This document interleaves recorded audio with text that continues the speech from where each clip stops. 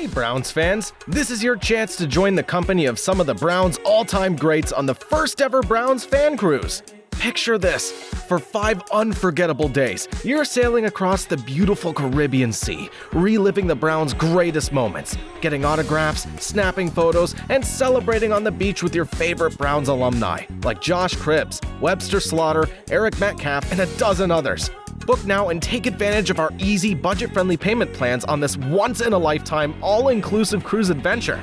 The clock's ticking, Browns fans. To book your cabin and for more information, visit brownsfancruise.com or call 216-284-6472 today. Browns Fan Cruise, where diehard fans and Browns alumni come together for the trip of a lifetime. Don't wait. Secure your spot today. And go Browns!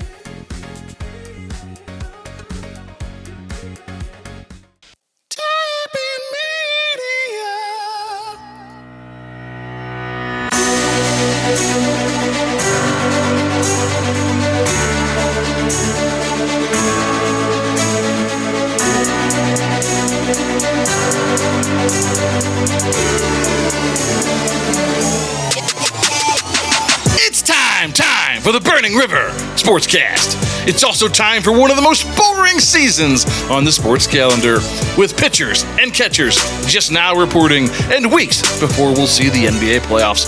We wait. We wait to die, wait to live, wait for an absolution. Mostly we just wait for any NFL news. So you may as well pull up a chair and wait with us while we make brilliant plans for the Browns and make fun of things we don't understand. And we'll break it all down for you next on the Burning River Sportscast.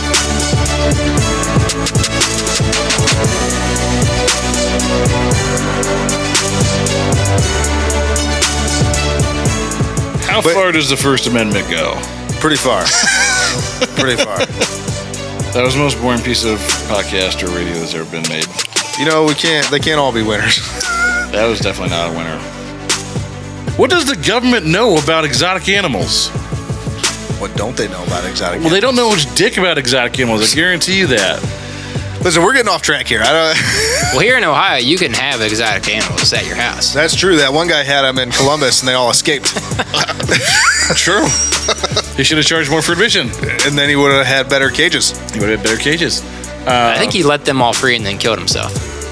Listen, we weren't going to go there, but Bone Man took us there.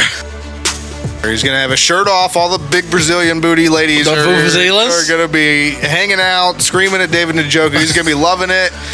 Kenny's going to be watching. Kenny's literally going to tune in just to watch big booty Brazilian women. I think if that does happen. How many times can we say big booty Brazilian women? I think if that does happen. Our show just got turned. It was so slow. Browns backers Brazil.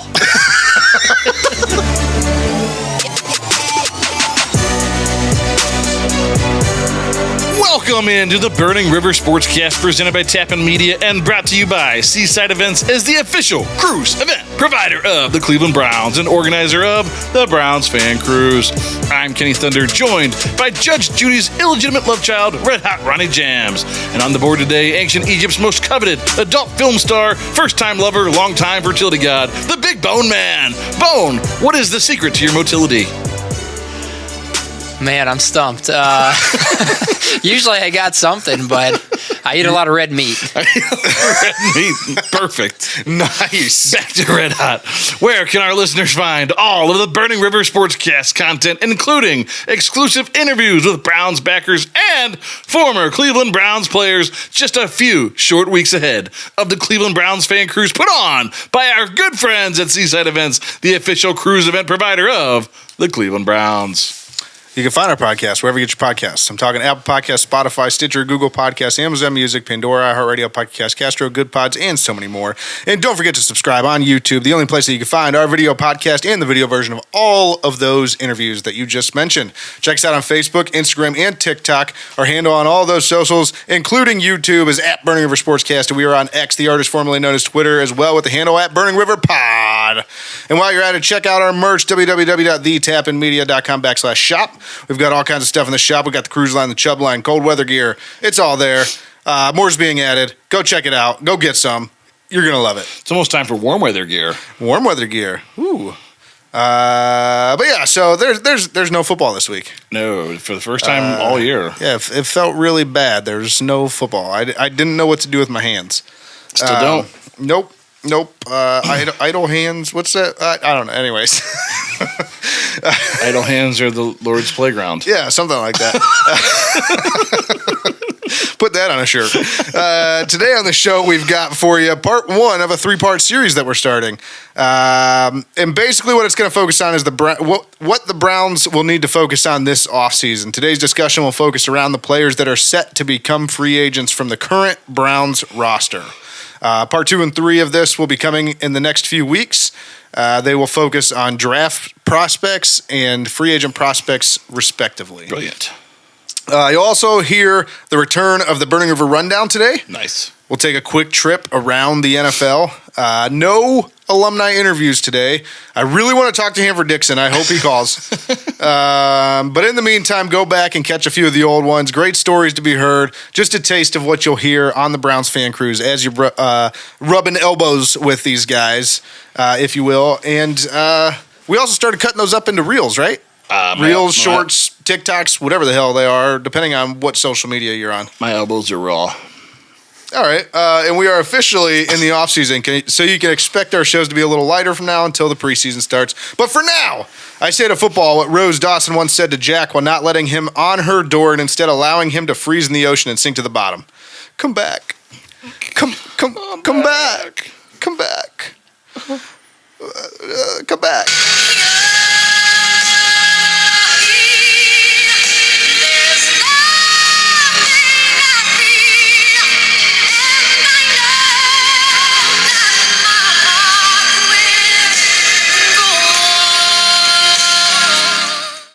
But we'll get this thing started with the Burning River News Story of the Week.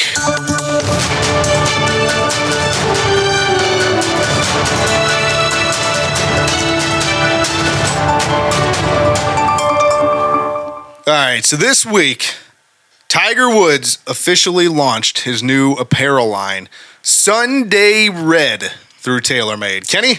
Tell us about Sunday Red. Sure. So this is Story of a girl. This is a story of a girl. Sorry. I remember Luke Cole sang that in 5th grade talent show. Shout out to Luke Cole. Shout out to Luke Cole. Wherever you are these days. Nice. So this is the first time that Tiger Woods it's big news because he's been sponsored by Nike for his clubs, balls, shirts.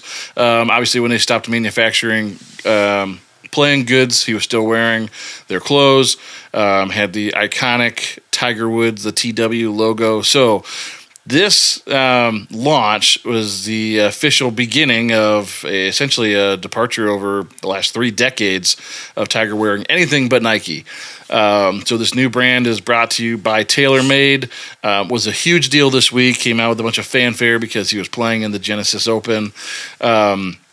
And all things were going good. He showed up on Wednesday, said he was there to win. They kind of launched the new logo here that we have up for you. It's just a tiger. Yeah, we'll talk about that in a minute. It's something. It's something. So anyway, kind of again got off with this big fanfare, big start. Launched the new line, Sunday Red. Cool name, right? We all know Tiger wears red on Sundays, championship red. That's been a staple of his game forever. Why did they space it out though? I don't understand. I don't really know. I thought it was something to do maybe with like Chinese words. I don't know, but I think it's just Sunday Red. China. But anyway, Tiger played on Thursday, opening round, shot 1 over. Absolutely off to a blazing hot start. Absolutely hosel-rocketed his shot on 18, which, he just admitted, he's like, I just hit a straight hosel. He's just like, I had back spasms, and I don't know. I'm not what I once was. And showed up on Friday, played pretty well until what we've become accustomed to is Tiger Woods finishing with the old WD. Had to withdraw because apparently he had influenza. So bad that he was so dehydrated that he could not function anymore and had to have an IV put in right there at the golf course. So Another tournament, another Tiger Woods withdrawal, which is probably about the same thing we've seen for the last 7 or 8 outings for Tiger Woods for one reason or another, whether it was his back or his knee. And now apparently influenza got him. But either way, this was the start of a new era in at least merchandising with TaylorMade, as we have the new Sunday red logo with TaylorMade. It's a little tiger. It's a logo. Couple parts. It's a logo. I saw a bunch of people comparing this thing to Greg Norman's shark. Does look a little like the Greg Norman shark. Yeah, I mean, it's look, here's the deal.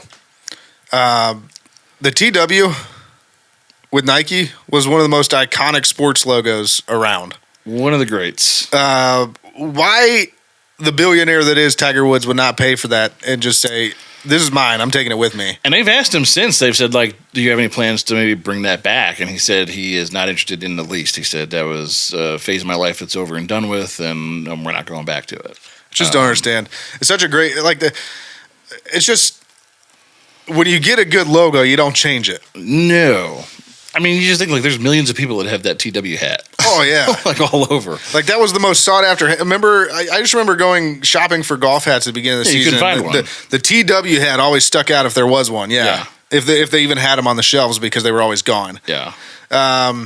It just done. And then this. If you look at it left to right, it looks like a crocodile. Yes, it does. Look, it's so underwhelming because I was kind of looking at it and I was hoping to find some like subliminal message of some sort, like maybe there was some writing in it, or maybe like it spelled something out, or it's literally just like a abstract. Apparently, tiger. on this, there's some kind of indication to his major championships. Something to do with the stripes, with the maybe? stripes, I guess. I don't know. Apparently, they will update it should he win another major. But if we know anything just by recent history, it doesn't look probable for the 48-year-old. I'm a huge Tiger Woods fan, and I was one of the people who was like, I think he could do it still. But given the last like 3 years specifically, and there's the car accident and everything else, and the car accident under suspicious circumstances. You mean the one where you just hit the gas? Yeah. No brake, all gas, no brakes. Yeah. I don't know. I just don't see it happening. I think before that, I still would have gave him the benefit of the doubt and said he's got enough left in the tank to make some magic here and there.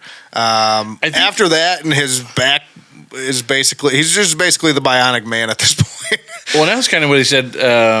Like after he withdrew, he's like, they were all like, well, I thought you were feeling good. I thought things were good. And then you had back spasms. He's like, my back's fried, man. Like, what did you think?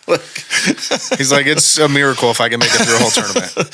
So I kind of look at this right now and just like playing the numbers game. You're 48 years old. He probably has 3 to 4 years of like, if he can get healthy to where it's a possibility for him. But I think once you hit 51, 52, if you aren't in tip-top shape, which he clearly isn't, it's just too hard to compete on today's tour. These guys now are so long.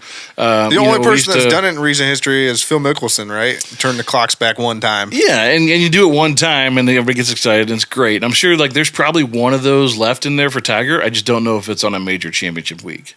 Yeah. Like, do I think he could win a tournament again feasibly in the next 3 to 4 years? Probably. It's just like, does it time up with the majors? And I don't know that that's going to happen, which is sad. But I just think, look, Father Time's undefeated. It's one of those things where, hey, we'll always have those memories of Tiger growing up and being the dominant force that he was, and we'll never see anything like it again. Where did it all go wrong for Tiger? 9-iron through a back window of his Escalade. I mean, that could be it. Yeah, that could have been it. If Tiger was still neck deep in muff, like he'd probably still be winning tournaments. You think he'd just be playing free out there? He's like, just be dick swinging? Yeah, just going home to the Swedish Nightingale every night. Like, What city am I in? right. I mean, him and Stevie Williams would probably still be tight. He would just be still covering for all his extramarital affairs, and he'd just still be winning tournaments. Like, but that whole thing just broke him entirely. Yeah, it's unfortunate. Yeah, but either way, I think a lot of people were excited about this product launch, thinking hey, it's Tiger, we have something else to kind of root for. And I would just say personally, like I was a little bit underwhelmed. It's just like you said, it's an iconic logo. To going to something new is always hard. I would have personally went with like you've seen the cutout of like Tiger Woods like doing the fist pump like with his putter. Yeah, that would have been like Jumpman. The one that I liked is he, and I don't know if maybe Nike owns this one too, just because it was while he was with Nike. But for like half a season, he on and off he wore just like it was like a cartoon replication of his driver cover. Who probably owns that is probably what's it called? The company that made his head cover. Daphne's. Yeah. Daphne's probably does own that because you probably can't use their image. Although it was a cartoon of that, so it's like inspired by I don't know. How far does the First Amendment go? Pretty far. Pretty far. I think. Can't we make cartoon caricatures? I don't know. Sue me. Someone else's product. Sue me. Make it my primary logo. I'm not inviting anybody to sue me. I'm just kidding. Please don't. Yeah, don't sue us. But you'll go be disappointed. Go get your Sunday Red gear. Sunday Red out now in stores now. TaylorMade Sunday Red. We're not affiliated with them at all. No, not at all. But with that, let's talk about Browns pending free agents. Should I stay or should I go now? Should I stay or should I go now? If I go, there will be trouble. If I stay, it will be tough. Okay, guys. So what we're going to do here is, like I said, we're going to talk about all the free agents on the Browns' current roster that are basically scheduled for their contracts to be up. They'll be hitting the open market here. So we're starting with unrestricted free agents, and we're starting with the offense. Let's just go ahead and jump right into it. The most important position on this whole thing is, well, one of the most important positions is probably quarterback. For us, it'll be backup quarterback, whoever's going to be the backup to Deshaun, because we have a $230 million quarterback that's fully guaranteed that is going to be the starter. He'll be the starter. And so we have three quarterbacks whose contracts are set to expire that will be hitting the open market. Number one, PJ Walker. Let him go. Let him go. If I never see PJ Walker in a Browns jersey again, it'll be too soon. Yeah, I agree. Jeff Driscoll, good with letting him go. He was just brought in here for emergency at the end of the season. He anyways. was basically brought in to help bolster Kevin Stefanski's Coach of the Year award. Yeah, he's like, here, you want to be a fifth quarterback? Be a fifth quarterback? Yeah, no problem there. Joe Flacco, this is the one that I think is an interesting one. Yeah, and so, I mean, what are your guys' we'll start over here with Kenny. Kenny, what do you think about bringing Joe Flacco back? Should they bring him back? What should that deal look like?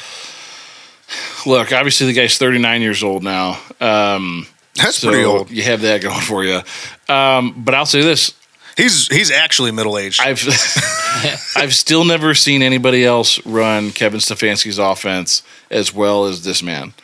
To me, I think that's valuable. Look, there was close to 70 quarterbacks that started games in the NFL this year. Yeah.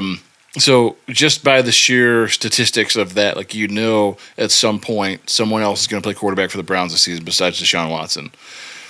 Joe Flacco has a proven track record of doing it efficiently, being able to win games. This doesn't have to be, you're not pinning yourself down to any kind of long-term contract here. I mean, this should be a 2-year deal and whatever Joe Flacco wants to make. I don't know what his expectations are.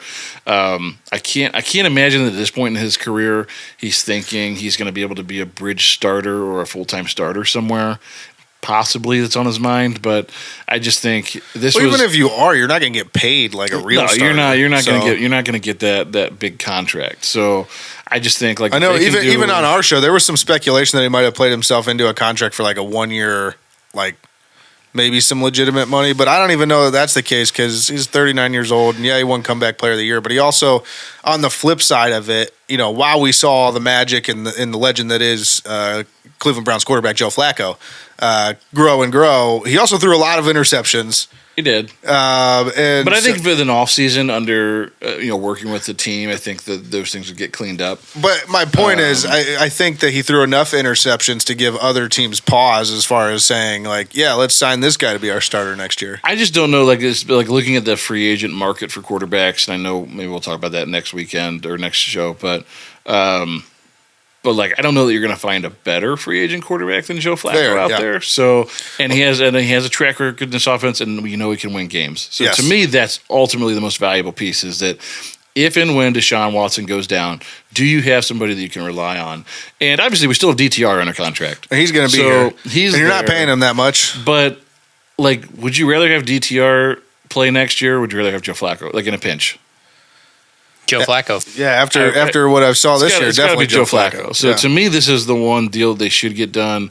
I don't know what his appetite is. Again, if he's thinking he can go somewhere and play bridge for a year and get paid, 20 or 25 mil, I don't know. But to me, this looks like a 2-year, like $22 million deal. Like, give him the going rate for the backup, $10-12 million a year, and call it a day. Well, and I know we talked about it a little bit last week, but I think that. Just as far as internally for the Browns, they just need to make it abundantly clear to Deshaun Watson, like, he's the backup, you're the starter. I mean, if they wanted to win games and it was only about winning games, I would say, no, we're bringing Joe Flacco back in. We're going to see who the best quarterback in camp is. But the politics won't allow that. So that's what I mean. And for better or worse, we are Deshaun Watson, at least for this next season for sure, is going to be our quarterback. I know there's a lot of people throwing around some crazy trade scenarios. They're not going to happen. He's going to be our starter next year. It would be interesting if we ended up with like Justin Fields out of that mess.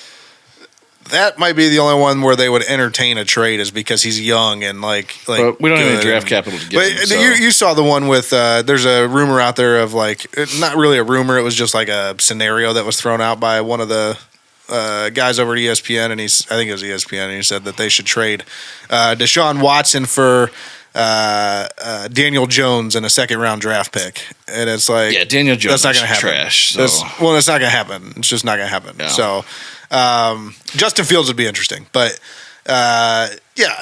he's going to be our starter. Deshaun Watson's going to be our starter. So I think that, like you said, with the politics of it and everything. They just need to make that clear. It's like, this is the distinction. We're signing him to be the backup. Again, but I just think the most important thing is, like, look how nobody expected Nick Chubb to go down in week 2. No. I mean, if you lose Deshaun in week 2 next year. And you got Joe Flacco, I feel okay. And you got Joe Flacco, you feel like, okay, we can still be competitive this year. Yeah. If you go into week 2 and DTR is your plan, and you back that up. Yeah, I just think about it because next year, at some point, Nick Chubb will be healthy again, assuming he's still on the roster. That's a whole different story, which we'll get there. But if Nick Chubb's still on the roster and you got healthy Joe Flacco, I like our chances. Yeah, you feel pretty good. And like, if your plan is to go in next year with DTR as your primary backup, and you sign a Trubisky or Mason Rudolph or somebody to be the third quarterback on your team, like, that doesn't do much for you, right? No. So I just think, like, when you have talent, you should make it. You should pay it and keep it on your team. And Joe Flacco, for better for worse, for being 39 years old, has proven that he can be effective in this offense specifically, right? Yep. We know he flamed out in Denver and in New York, but like, you hit gold with him here in Cleveland. So I don't see how you don't. I think he just took the right offense, something done right. It was the right time, right place, right system for him. And I'm telling you, like, 70 starting quarterbacks this year. I mean, you never know when your guy's going to go. You hope it doesn't happen. You hope Deshaun stays healthy all year long. But the fact of the matter is, you have a guy that's relatively, if not moderately, like to positively mobile in Deshaun, like a guy that likes to run around, a guy that likes to extend plays. That means he's going to get hit. And he doesn't have a great track record of late of being able to stay healthy. So Nope. I just would rather have a guy back there that I feel like I could ride him into the playoffs if I had to. Bone? I would love to have Flacco back. I mean, as Kenny was talking about, he's proven in this system he can win, and he cleans up the turnovers. I think he's great insurance policy. I mean, I wouldn't skip a beat if he got the starting job. You know what I mean? Deshaun goes down second week, third week, whatever it is, and he has to fill in. I think anybody who roots for the Browns would be like, oh, okay. Yeah, it would be awesome. Like, obviously, Nick Chubb was the first big blow to Browns fans this past season. But when Deshaun went down, everybody just like lost their minds. Everybody's like, oh God, it's over. It's so bad. And It would truly, be nice. like the backups were PJ Walker and DTR at the time. Like it wasn't. But that's what I'm saying. So like, it would be nice to like, if something did happen, you're like, okay, everybody just breathe. We're okay. It's not the end of the world. Right. I mean, I just like look. There's nobody, no team in the NFL that knows backup quarterbacks like Cleveland does, and we've seen so many bad ones. I just think like whatever he wants. Like We just named two of them right before him. I would pay him because you can't do that again. You can't bring PJ Walker back on a 3-game skid if you had to. Like you just can't do that. No, the human turnover. But yeah, so I think we're all in agreement here. We need to. I think it'd be nice to see Joe Flacco come back as the backup quarterback. Whether he's, I don't even care if you say DTR's your primary backup is what you're going with, and you bring Joe Flacco, because I don't know if that would even stick, but if you want to say that because he's the young guy, I just think because he is the young guy, you can practice squad him, you can keep him as your third quarterback and work to continue to develop him. Obviously, you got new coordinators in the building. Like it's going to be a whole new year for a guy that, I mean, to be honest, like he struggled a bit last year. So, is there gold in them there hills? There might be, but I think it still needs work. It just goes to show you. Remember last year after the preseason, everybody was so hyped on DTR, and then they realized, like, oh, and you play real players. It's different. I mean, he had a great it's a little bit different, but instead of playing fourth string. Next up here, though, Kareem Hunt, running back Kareem Hunt. Look, I know he's a fan favorite. He's a local kid. People really like him. He's a veteran presence, but I'm going to be honest. Like, if Kareem Hunt goes, I'm not going to be that upset about it. No. I just am not, because the production's just not there. And I said it, between him and Jerome Ford, both of them averaged like 2.5 yards a carry this year. Like it was bad. They were not good. Yeah. And you can't tell me it was the offense. Like, I know there was injuries and everything else, but like Nick Chubb year in and year out averages 5.5 yards a carry, no matter who was on the line. Right. So you can't tell me that's the reason why they averaged 2.5 yards a carry. But they did. They averaged 2.5 yards a carry this year. So if he goes, he goes. Short yardage, Kareem seemed valuable this year. It seemed like he scored quite a few touchdowns. But like you said, like aside from that, I feel like you can upgrade and get a guy who's going to, hopefully get 3.5, 4 yards a carry and can still get in the end zone. And even in that scenario, there's a ton of free agents that you could go get that could be a good short yardage back. And to that, I would almost rather reserve that roster spot and see this Browns team bring in a true fullback, like San Francisco has in Jusic. Because imagine Nick Chubb with a real fullback in front of him. Just because like Kevin Stefanski likes to do that, where he's always bringing extra linemen in to play fullback, especially in goal line and short yardage. Like, I'd rather have a guy that is used to running the ball and used to lead blocking being like the primary guy there, as opposed to having some random like center that I'm probably going to need throughout the season that's 305 pounds and doesn't move that well. So I would almost rather see them hold on to that roster spot for a true fullback, because I think it's valuable in Kevin Stefanski's offense. Kareem, again, like Kareem, love what he's done for the Browns. Obviously, Northeast or an Ohio guy anyway. I wouldn't be mad to see them bring him back through camp and run him through, but if you have to pay, I wouldn't expect him to make the team. Which you don't really have to pay any money for him at this point. Nobody's going to pay him. He's a running back, and two, he's just past his prime. So and he's nobody not signed him last year. So that being said, if he's not going to make a lot of money, like I want them to re-sign him as like a veteran presence in the running back room. But I think it depends too on what they do with Nick Chubb, and it depends on what they do in the draft. Because if you can get a stud in the draft in the second or third round, and you go, hey, look, like this is our heir apparent to Nick Chubb, and then it's like, okay, we don't need Kareem at that point, but. Obviously, attrition, injuries, things like that. I wouldn't mind having that guy on speed dial to do just like we did this year. You mean tell me Jerome Ford's not the heir apparent? I sure hope not. If that's their plan, I'm scared. Yeah, me too. You kind of just mentioned him a second ago. Next up here is fullback/center, which is the oddest I would call him a center/fullback first. Like the oddest description of a player I've ever heard in my life. But that's officially from the Browns. Nick Harris plays both positions. He told them to put some respect on his name and give him the fullback title. You better call me by both of my positions instead of just one. If I'm going to be out here lead block. I'm the most athletic center you've ever seen, but still not very athletic running back.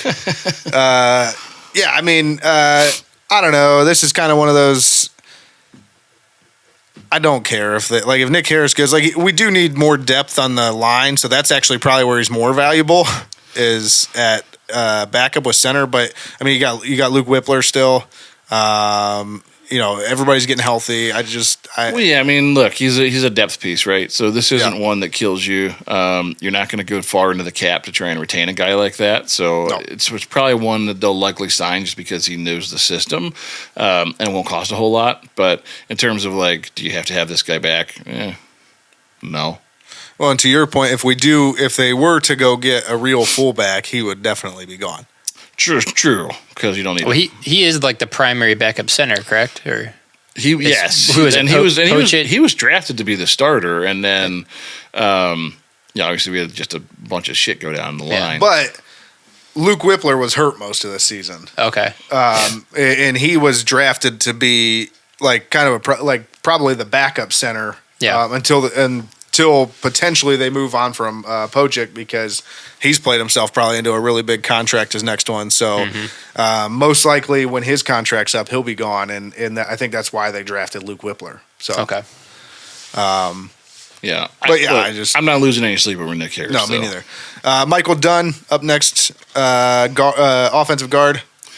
I put him in the same category as Nick Harris. I mean, he's a depth piece on your offensive line. These are guys that they could bring in basically anybody off the free agent market at a low price, and they're probably paying these guys close to veteran minimum. Maybe throw him an extra few dollars because he's been here and knows the system. The only problem is we no longer have the best offensive line coach in the game. So how these guys get coached up is going to be interesting. I guess we'll see what Andy Dickerson does with these guys, but he's probably one of the next best in line there. I mean, he's got a really good reputation too, but not Bill Callahan level. He's not Bill Callahan. No one is Bill Callahan. No, nobody's Bill Callahan.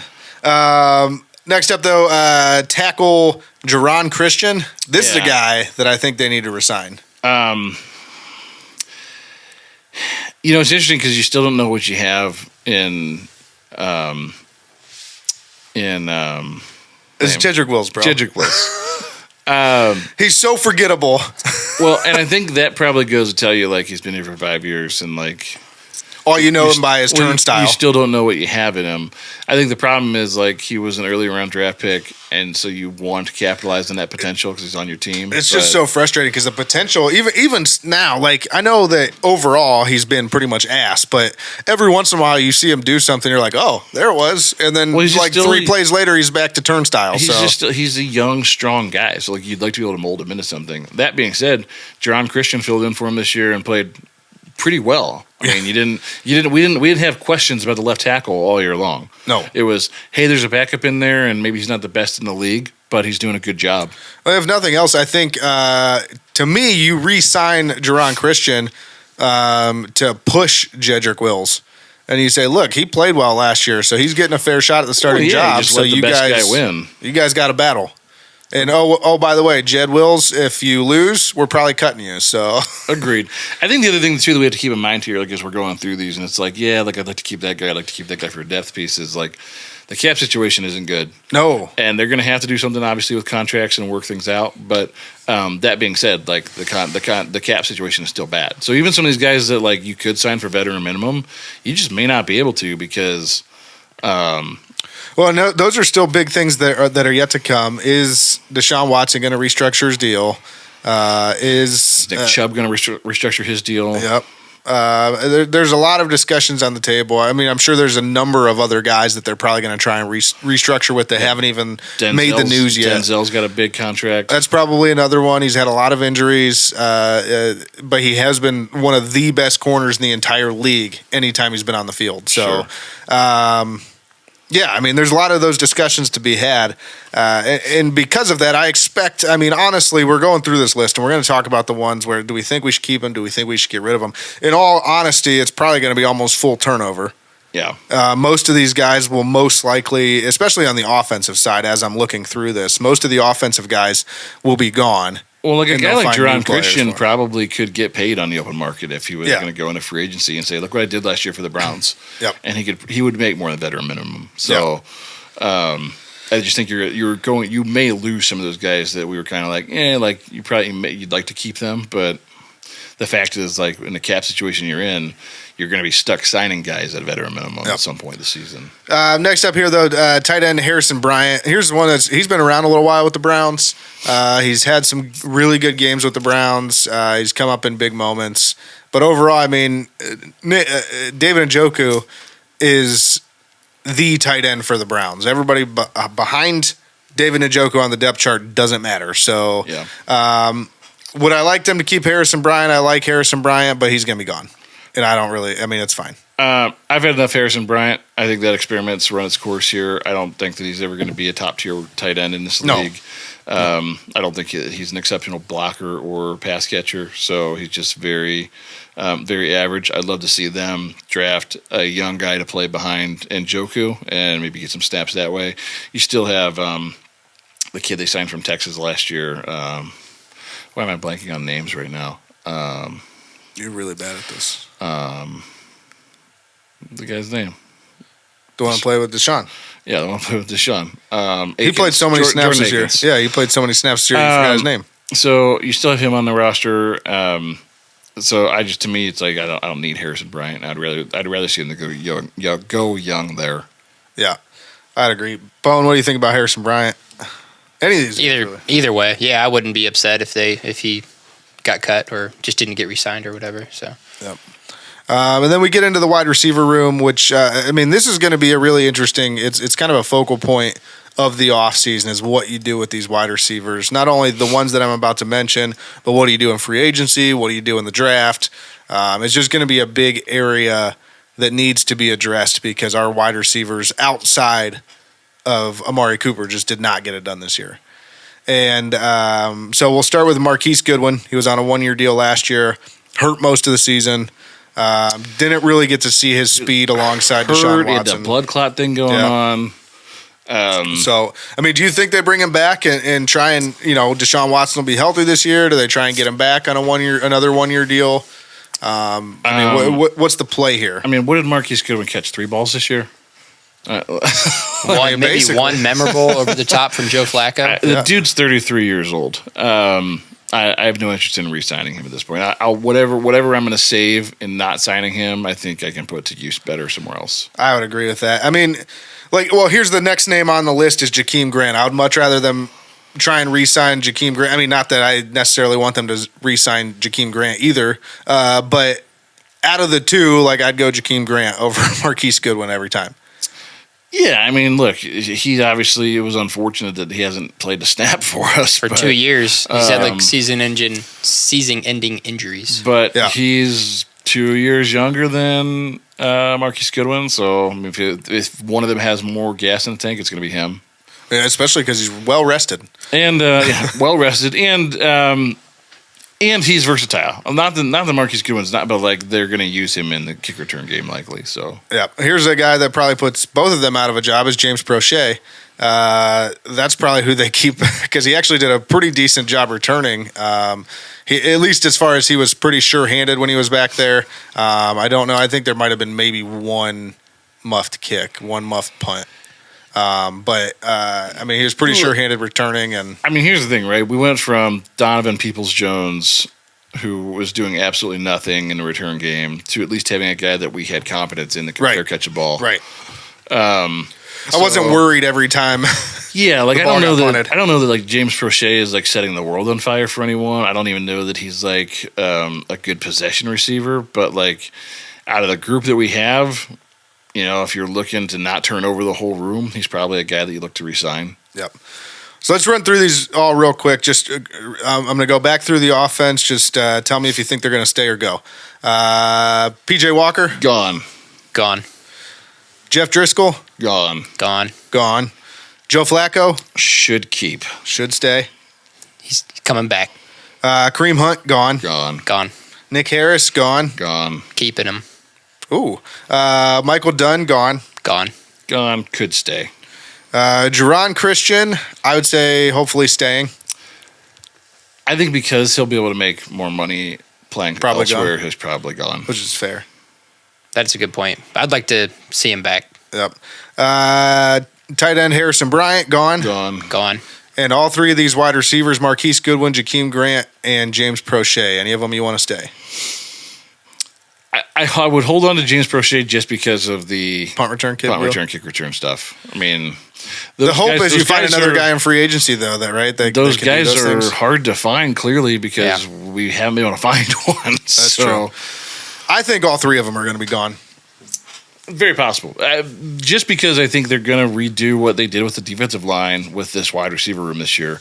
I think there's going to be a bunch of new names in that room. I agree. I think Amari Cooper is the one that stays, and obviously you have young guys in David Bell and Cedric Tillman. But outside of that, I expect them to bring in a bunch of new faces, whether via the draft and free agency. Yeah. And then we'll go to defense. This draft class is apparently really deep at wide receiver. So That's what they've said about the last three, and there have been like 2 or 3 good receivers in each one of them. So, yeah. you see guys like Puka Nacua that come out, and it's like they're pretty good. Okay, well, I said there was 2 or 3 guys. You named one. So Well, I don't think he was like on anybody's draft board as being the top receiver.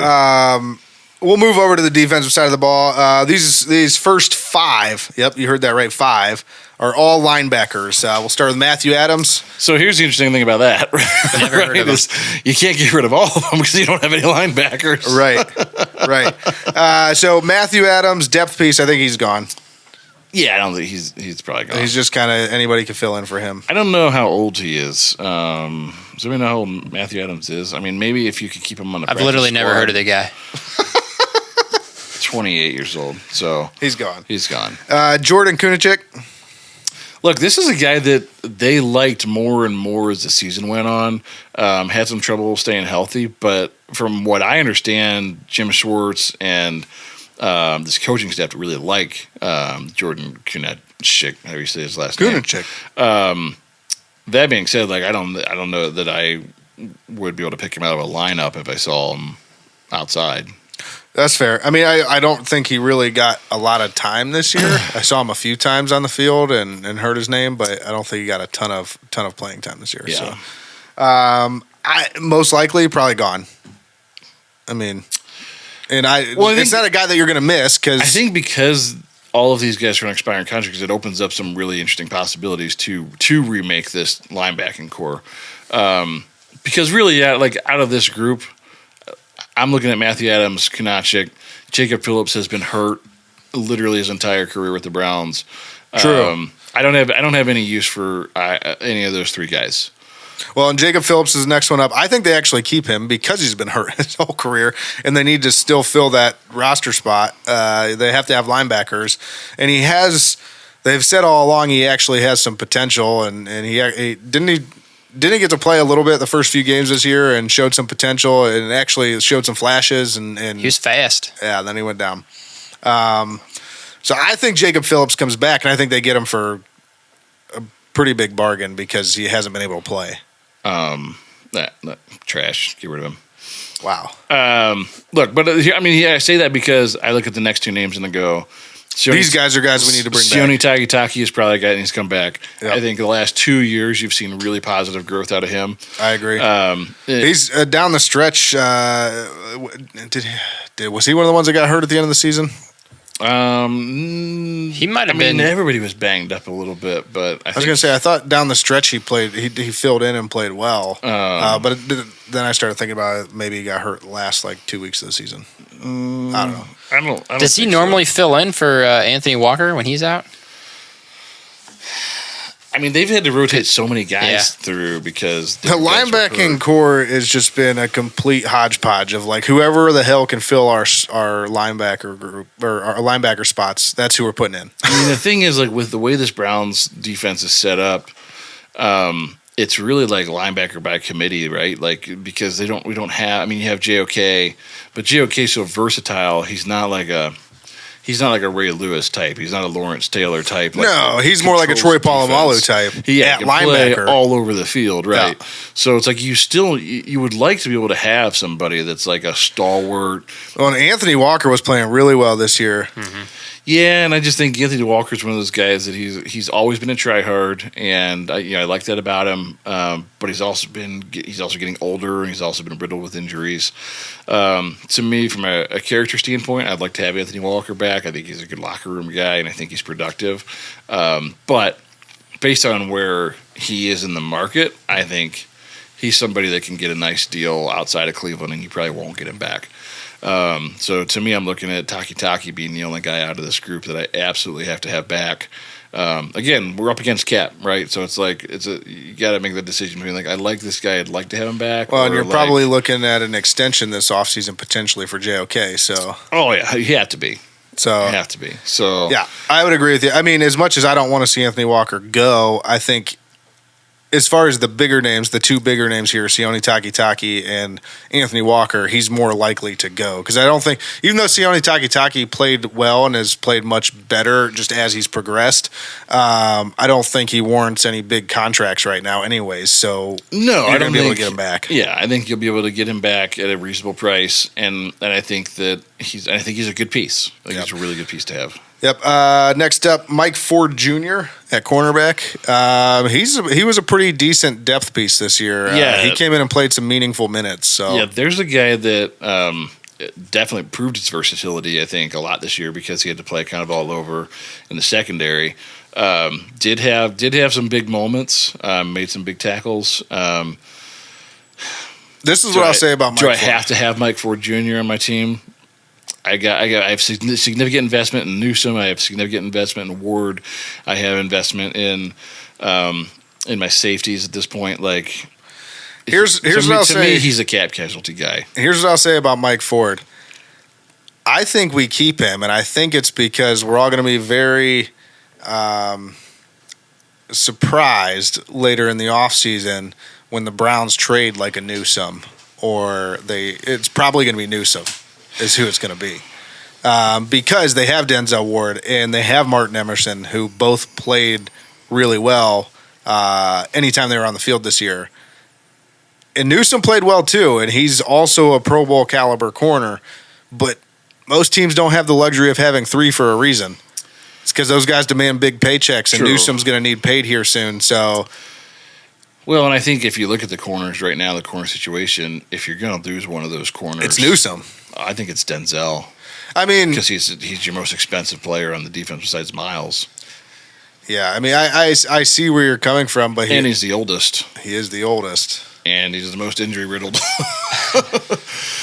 But the crazy part is, so I actually went. I don't have the stats off the top of my head. I went back and looked at the number of games that he missed, and it wasn't nearly as many as I thought it was. Well, I think he played through injury a lot this year. He just is always on the injury report. Yeah. But I don't know. I just think like it's I don't know. It's always hard to say. That's tough. It's always hard to say goodbye to fan favorites. But the thing that I always go back to, like with this Browns team, especially given the window they have with guys like the corners that we just mentioned, and like, guys can you like still Miles. win a championship with Newsome and Emerson? Yeah, like what have you won with these guys? Like, yeah, I'd love to keep Kareem Hunt on the team. What have you won with Kareem Hunt? Nothing. I'd love to keep Denzel till he retires. I'd love him to be a Brown. What have you won with Denzel? Nothing. So at some point, the only thing with Denzel, and the reason why I think they keep him, is almost the same exact scenario played out with Joe Hayden. And Joe Hayden went on and played very well with the Steelers for quite a few more years before he kind of was relegated to backup duty. Sure. Well, I don't think it's a question of like that. Can Denzel even still play? It's like, can I bring in somebody that can be productive that costs a fraction of what Denzel costs? You know. Yeah. Could Mike Ford be signed and play in the backfield with Newsome and Emerson, and without Denzel, like, could we survive? Yeah. Brown scouting department on DBs has seemed to be pretty solid the last few years because they've brought in some guys. You're like, where'd that guy come from? You know, Martin Emerson's a perfect example. Like he was like, what was he, third, fourth round pick? Nobody might even been later than that. AJ Green's another one. AJ Green that's played significant minutes. Yeah. Yeah, that's a good point, Bone. Like they've done a good job bringing in defenders for that secondary. I will say I'm not disagreeing with you that it might be Denzel. I think one of the big three corner, and I think the one that's safe for sure is Martin Emerson. He's the youngest. He's still under his rookie contract. Anywhere. He's not going anywhere. So I think remember, either too, Denzel Ward or Greg Newsome is going to be gone before the season starts. You got to remember, too, that the Browns drafted 2 corners last year. So you have Khalif Hayalassi and Cameron Mitchell.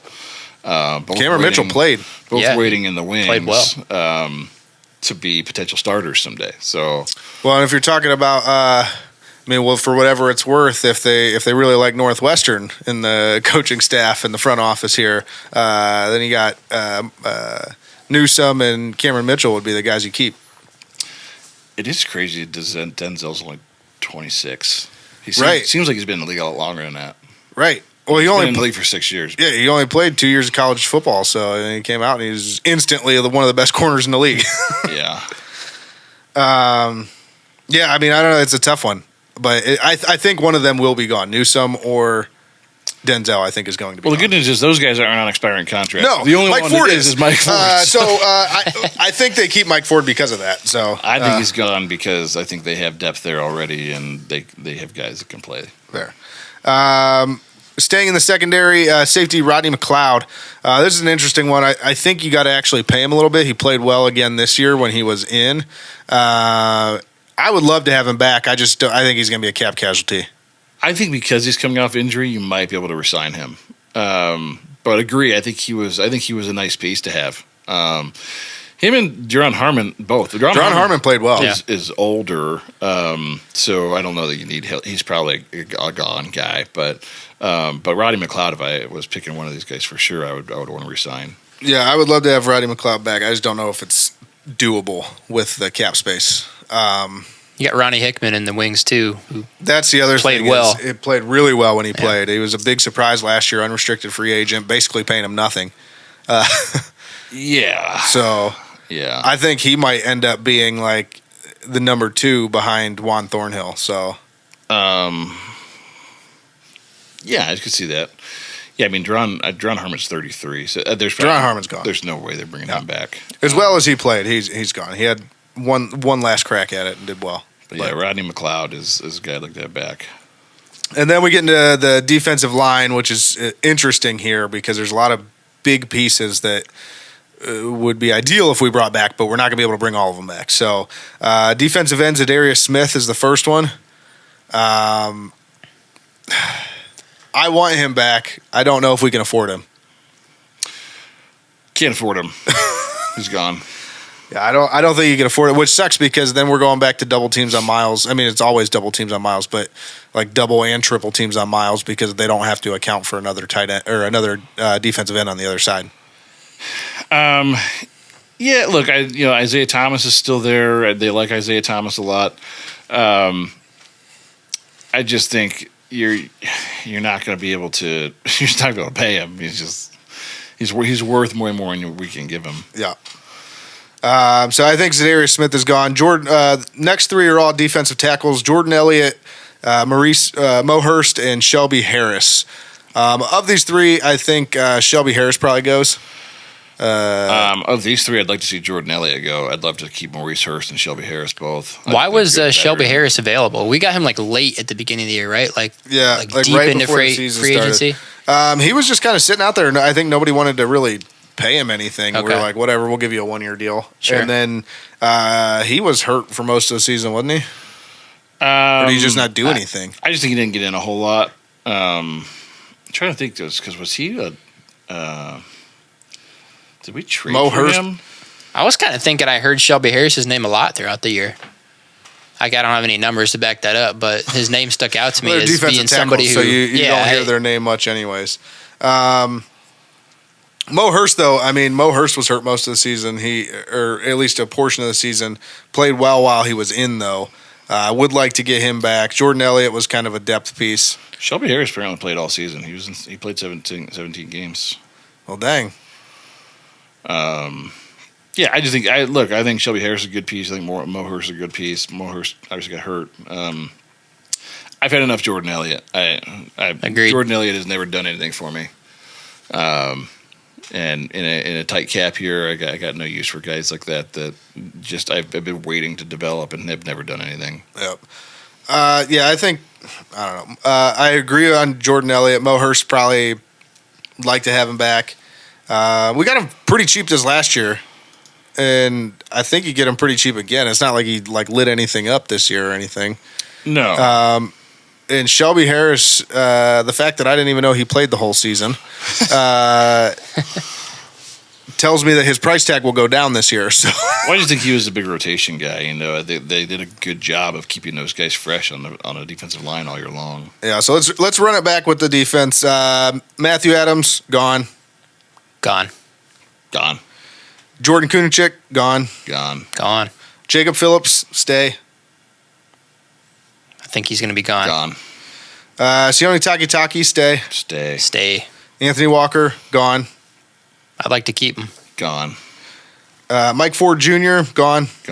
Well, Keep him if you can. If there's a trade, I think he'll stay. But if there's not, he's gonna be gone. Rodney McLeod, hope he stays. But I think he's gonna be gone. I'd like to keep. I think Rodney stays. I'd like to see him stay. I think he'll stay. Deron Harmon gone. Gone. Za'Darius Smith gone. Jordan Elliott gone. Gone. Mo Hurst stay. Stay. Yeah, I guess stay. I don't know. Shelby Harris, I think he stays as well. Going back on what I said originally, I think he stays.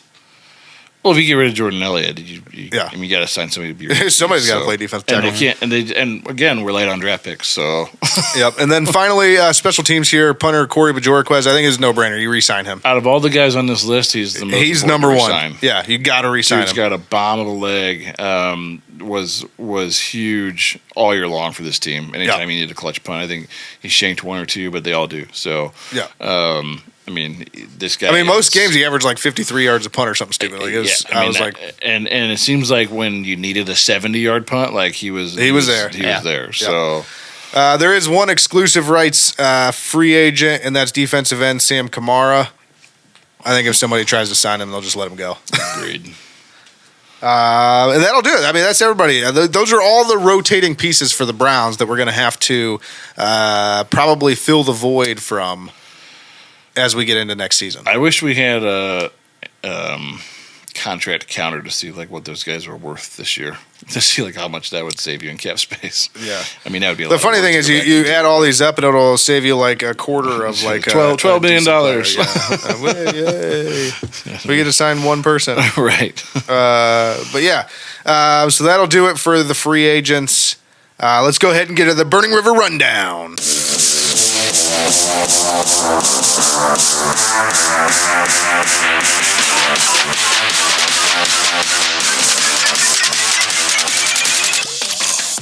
That was the most boring piece of podcast or radio that's ever been made. You know, they can't all be winners. That was definitely not a winner. We'll definitely be more excited and have a lot more to talk about when we talk about prospects. Like, it felt like it was important to talk about, but the fact is that there's 25 names and most of them don't matter. That's what. Yeah, I was like, a lot of these That's true. players are just like there.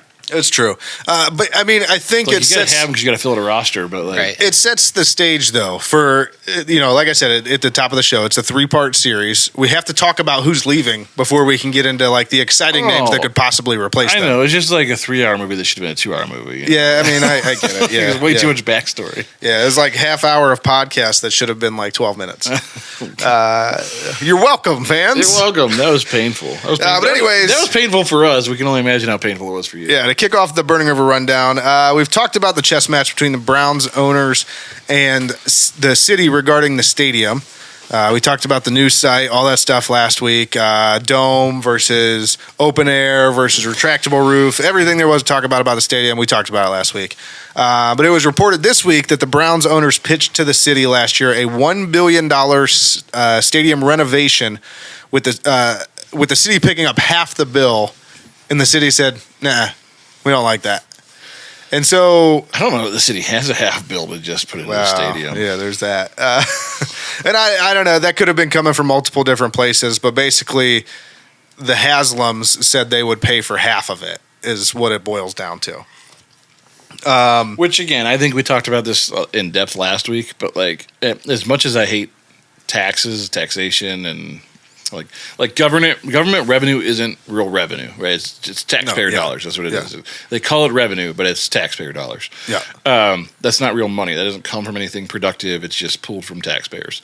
You're taking my money from me. But if I look at the city of Cleveland and I say, keeping the stadium on the lakeshore benefits all these businesses, it benefits the people that live in the area, you are almost stuck having to pay something on the stadium, because if you want 8 to 10 weekends a year where your city is packed full of an extra 100,000 people to see a game that are visiting bars and restaurants, and everybody there does, and buying, going to your stores and things before and afterwards. I can only imagine what that number is worth to the city of Cleveland from a full economic standpoint if you looked at those 10 days of the year versus any other day or any other 10 days of the year. Like, those have to be some of the most successful days for all the businesses downtown on East 4th. Well, especially probably this year. Like, the Browns are playing well, so that all those places that are showing the Browns game or whatever else downtown are packed. Right. I mean, look. Just as we talked with the Browns backers all year long, like, this team was good this year and their crowds were bigger. Same thing goes in like downtown. Like, when the Browns are good, those businesses downtown are packed. So. Is it fair for the city to have to pick up some of the tab? As much as I hate it and am against it, like, I kind of almost have changed course on this and think, it's a privilege to have. It is a professional team, and the reality is we're a small market, right? Yeah. We're not Atlanta, we're not Chicago. Those are places that have 3, 5, 7 million people in their metropolitan area, and Cleveland has 350,000 people. To have a baseball team, a basketball team, an NFL team, soon to be maybe an NHL team here, soon to be maybe NHL, soon to be a professional soccer MLS team, yeah. There's a lot of towns in this country that don't have any of those. Maybe have one if they're lucky, right? Yeah. So we are very fortunate to have that. And so again, it's like, as much as I hate the tax conversation, it almost is kind of like, if you're going to be a small market and you want to play with the big boys and have new things, it's kind of, you're going to have to put up or shut up. Yeah. Yeah, I hate taxes too, but I kind of agree with you. As I've gotten older, not that I am okay with paying more taxes. That's not what I'm saying. I hate taxes. But it's kind of those, like, you want to be in a nicer school district. Well, they use, how do they pay for schools in Ohio, even though it's unconstitutional? Property taxes? Yeah. They use your property taxes. So you pay more in property taxes to have a nice school. And it just is what it is. And I know that's not a great answer. It's really not. Yeah, see, that analogy, I can't get on board with. That one's different. I'm just saying, it's...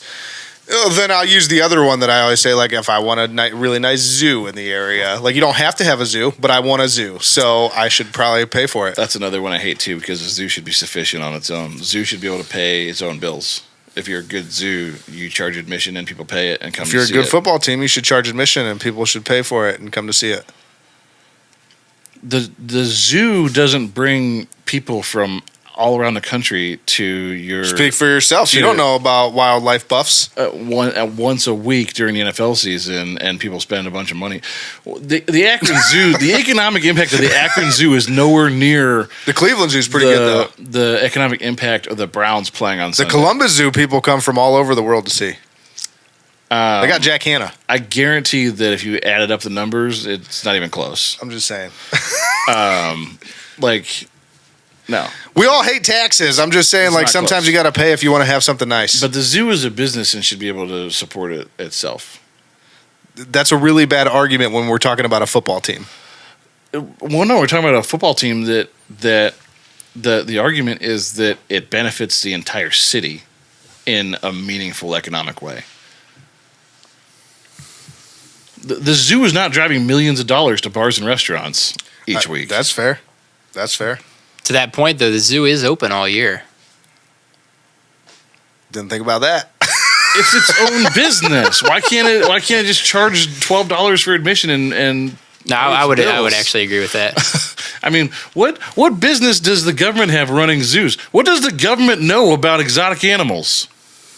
What don't they know about exotic Well, they don't animals? know which dick about exotic animals. I guarantee you that. Listen, we're getting off track here. Well, here in Ohio, you can have exotic animals at your house. That's true. That one guy had them in Columbus, and they all escaped. True. He should have charged more for admission. And then he would have had better cages. He would have had better cages. I think he let them all free and then killed himself.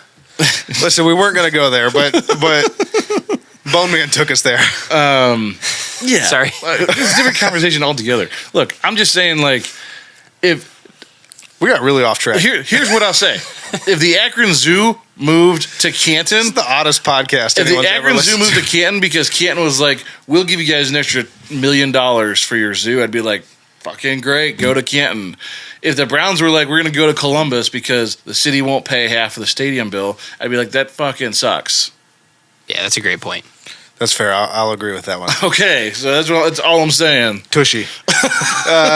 Tucci. Peter King wrote an article this week for NBC Sports within which it was mentioned that it is very likely the game that will be played in Brazil on Friday, September 6th, to open the season, I believe, will be Cleveland versus Philadelphia. So first of all, Gary Barnidge, ask and you shall receive. Hell yeah.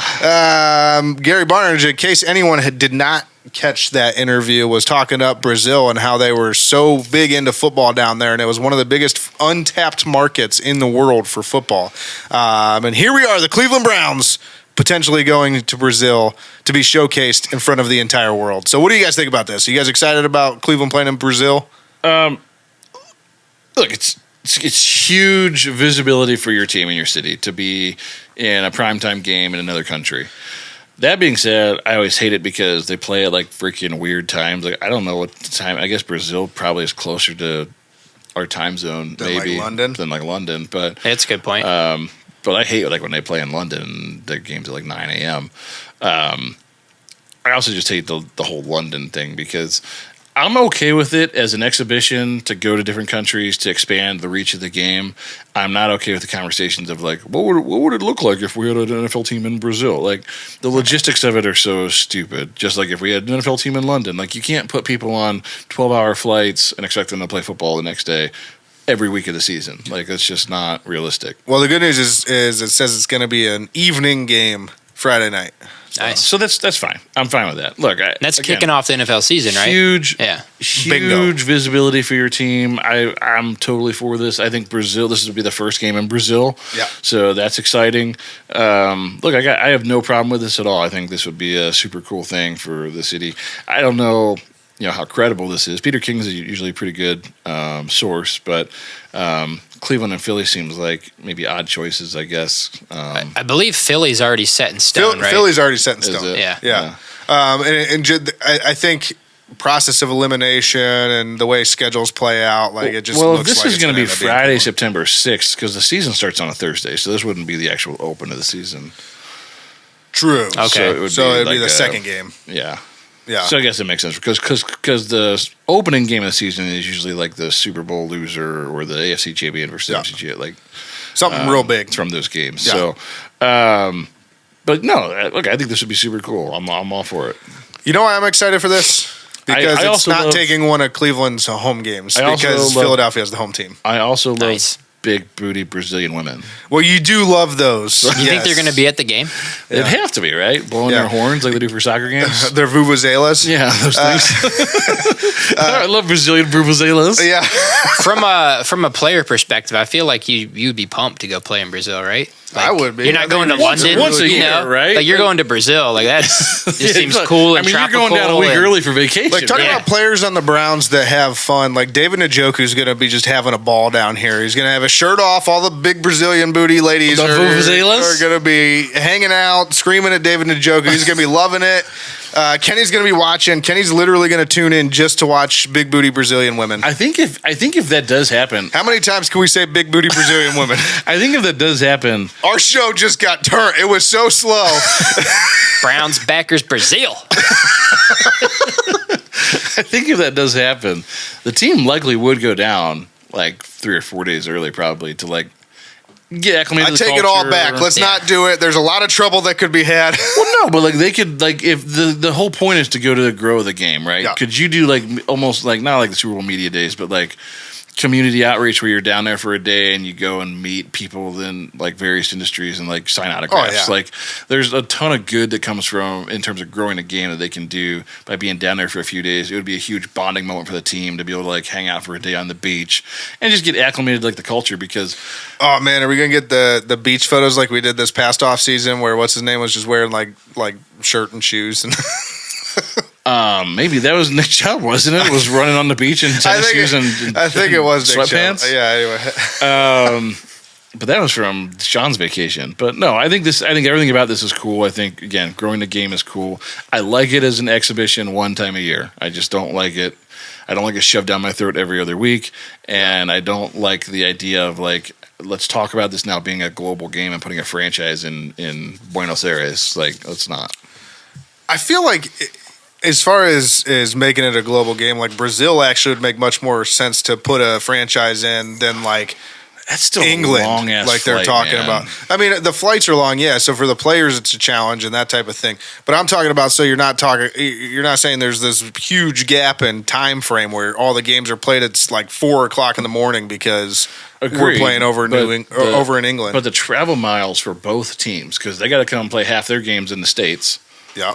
And then these teams. Oh yeah, that's the team that benefits the least. Is the team that is actually playing. I don't in Brazil. know how you even do that, and it's just inconvenient for the players too, right? Once they get those super fast jet planes up and going, like that's when we could do this. Imagine you go to the University of Akron and you get drafted to the NFL, and they're like, "You guys are moving to Brazil, bro." You know anything about Brazil? You speak Portuguese? Like, no. Well, that's where you're moving.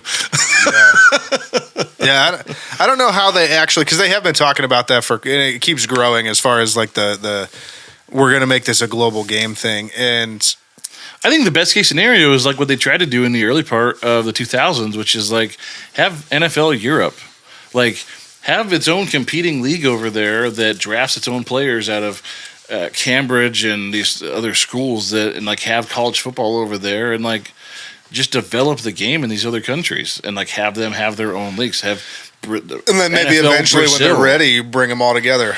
Well, yeah, maybe you could probably do like an NFL. You could do like South America where they like play each other. South America wouldn't be crazy if they had their own NFL and like NFL Europe where you had all these different countries. Like what I'm saying in like playoffs, for example, if you eventually want to bring them all together, like just like one game a year, the conference championships from each continent like play each other.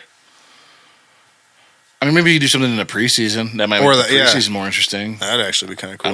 Instead of normal exhibition against other teams, you have it against. I mean, I guess if you could play one game. If you played one game in your international conference each year, that would be something that was kind of neat. Yeah. I don't know. We did it again. We got off track.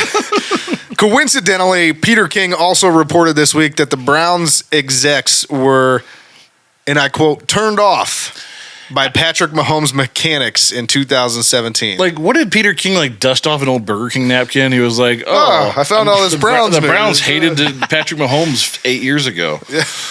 What? I don't really know where this came from, but all I can say is, especially with the Browns front office of the time, I mean, it's definitely on point, right? So, just the Browns front office at any time. It's pretty on point. Yeah, I think what's more important here is like this just goes to show for the millionth time how hard it is to kind of guesstimate how good any quarterback is that comes out of college based on it's a crapshoot, man. Based on statistics and what you see with the eye test and what you see with their physicals, their measurables and things. And you go, I don't like. You can always find something wrong with somebody. Yeah. And then like. Sometimes they're Patrick Mahomes. Well, and it's crazy because even like today when you watch Patrick Mahomes, like the analysts will talk about it all the time. They're like, that was weird, but it worked. Well, the guy like the dude throws no-look passes. I was going to say, the guy throws passes with his left hand sometimes. Like he's just like, this hand's not going to work for now because I'm turning the other way. I just throw this one. Like those aren't good fundamentals, Patrick.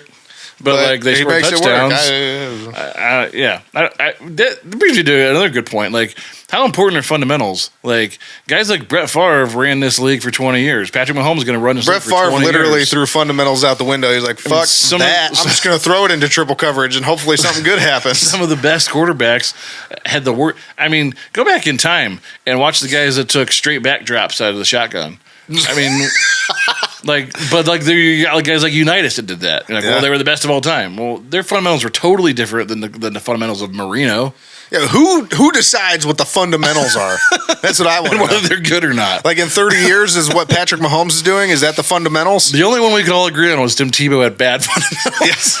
The only one that we... Yeah, he won a playoff game. He did. He did win a playoff game. He's won way more playoff games than a lot of Browns quarterbacks that came in that had good... That's true. Good... what was Cody... You don't need fundamentals when you got heart. and Jesus. And Jesus. Yeah, that's right. Touchdown. Anyways. Number one. What was the Browns quarterback that they drafted, that Hugh Jackson drafted? He was like, this kid's going to be good. Cody Kessler. Cody Kessler, yeah. Cody Kessler, that was the trust me on this one. Fundamentally good. Yeah, that was the quote. Trust me on this one. Yeah, way to put your career on the line. And down it goes. Next up here, Deshaun Watson is to resume throwing in March as he takes the next step in his recovery from the broken bone in his shoulder. Exciting news that the guy that we're paying so much money for is getting back on the field.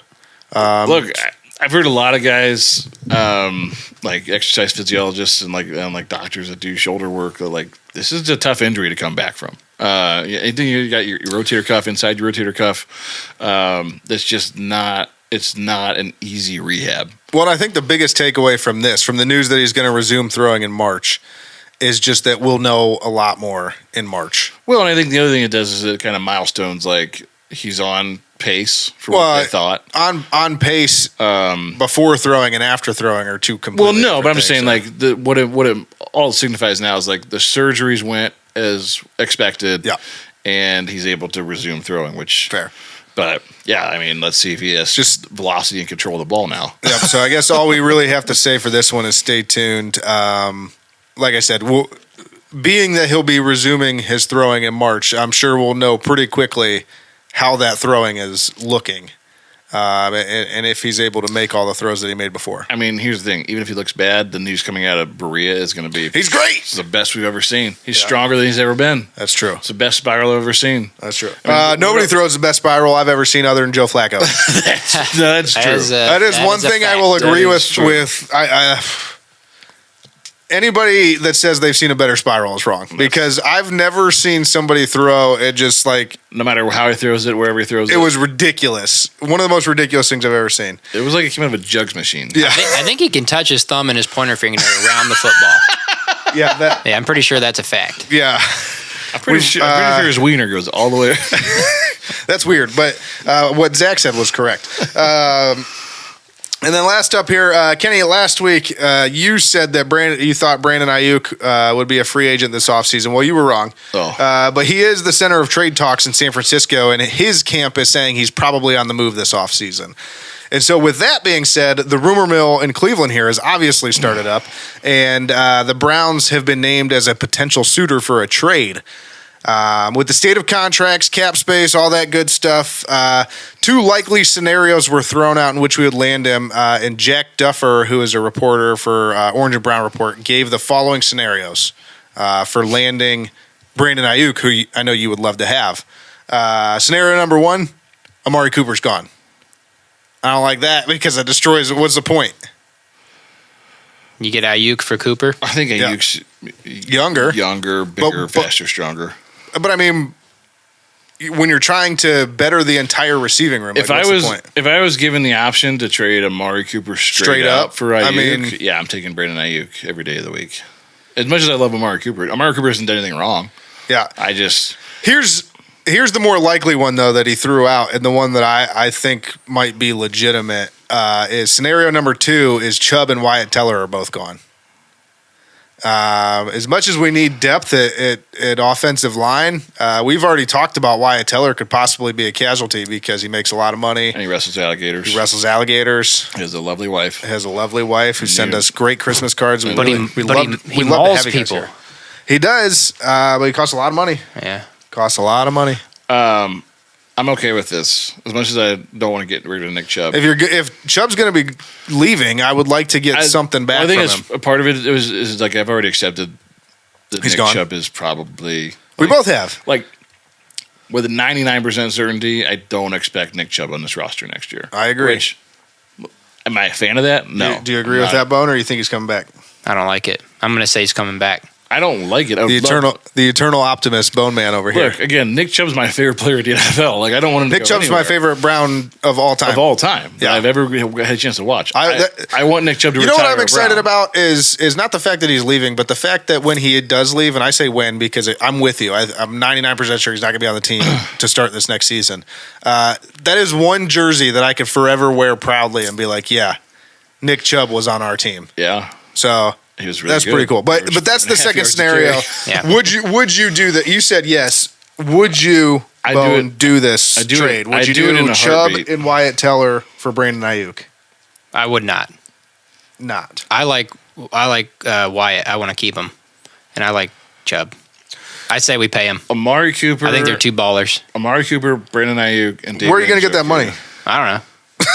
That free agent list, all those cuts we're about to make. Zadarius. We just don't sign anybody. Look.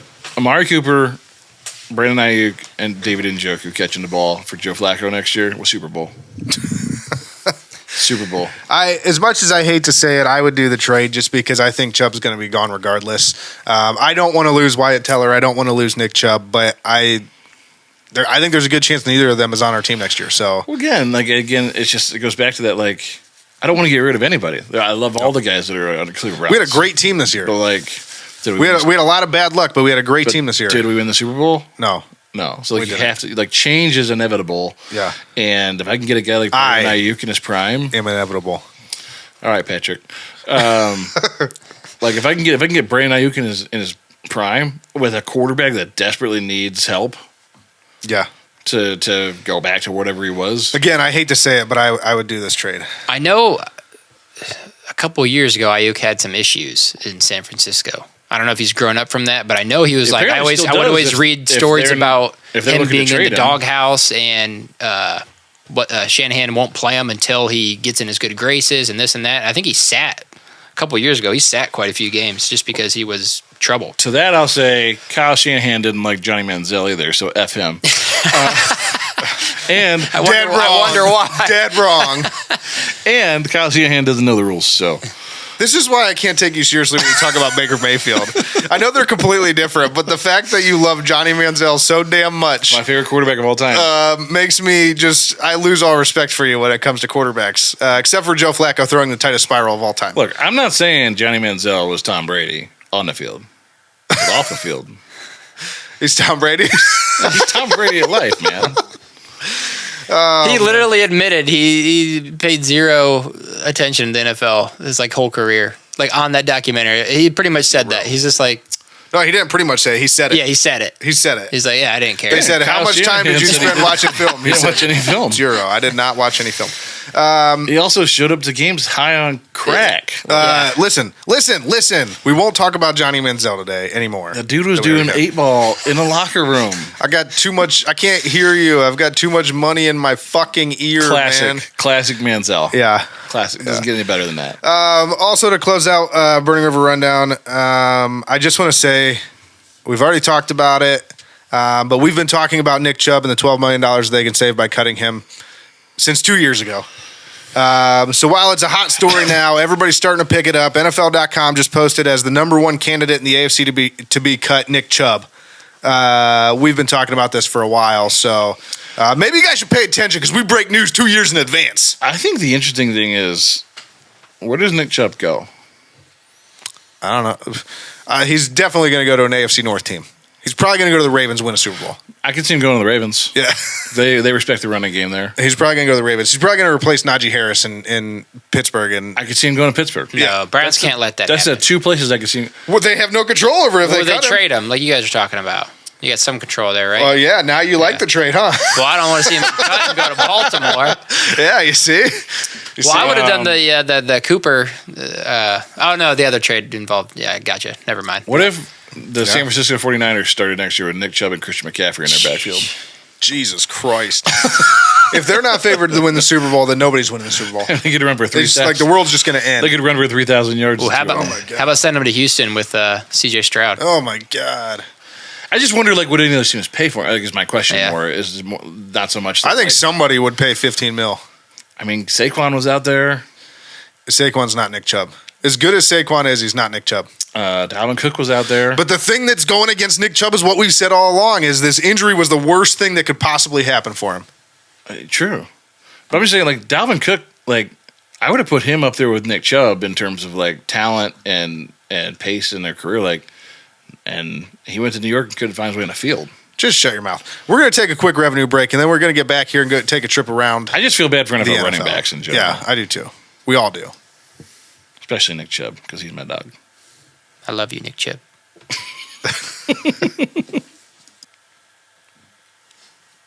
Towpath Distillery. Towpath Distillery, an award-winning craft distillery located in Akron, Ohio. Towpath Distillery focuses on high-quality spirits carefully made in small batches. Towpath's lineup includes an ultra-smooth, award-winning premium vodka, a small batch silver rum made from the highest grade molasses, an American craft gin made with 9 botanicals, and a blended straight bourbon made from corn and rye. Towpath Distillery, now available locally and in 46 states. Visit towpath-distillery.com to place your order online or find an OHLQ retailer near you.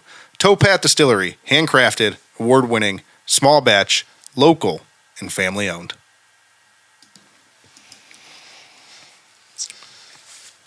All right, let's take a quick trip around the NFL.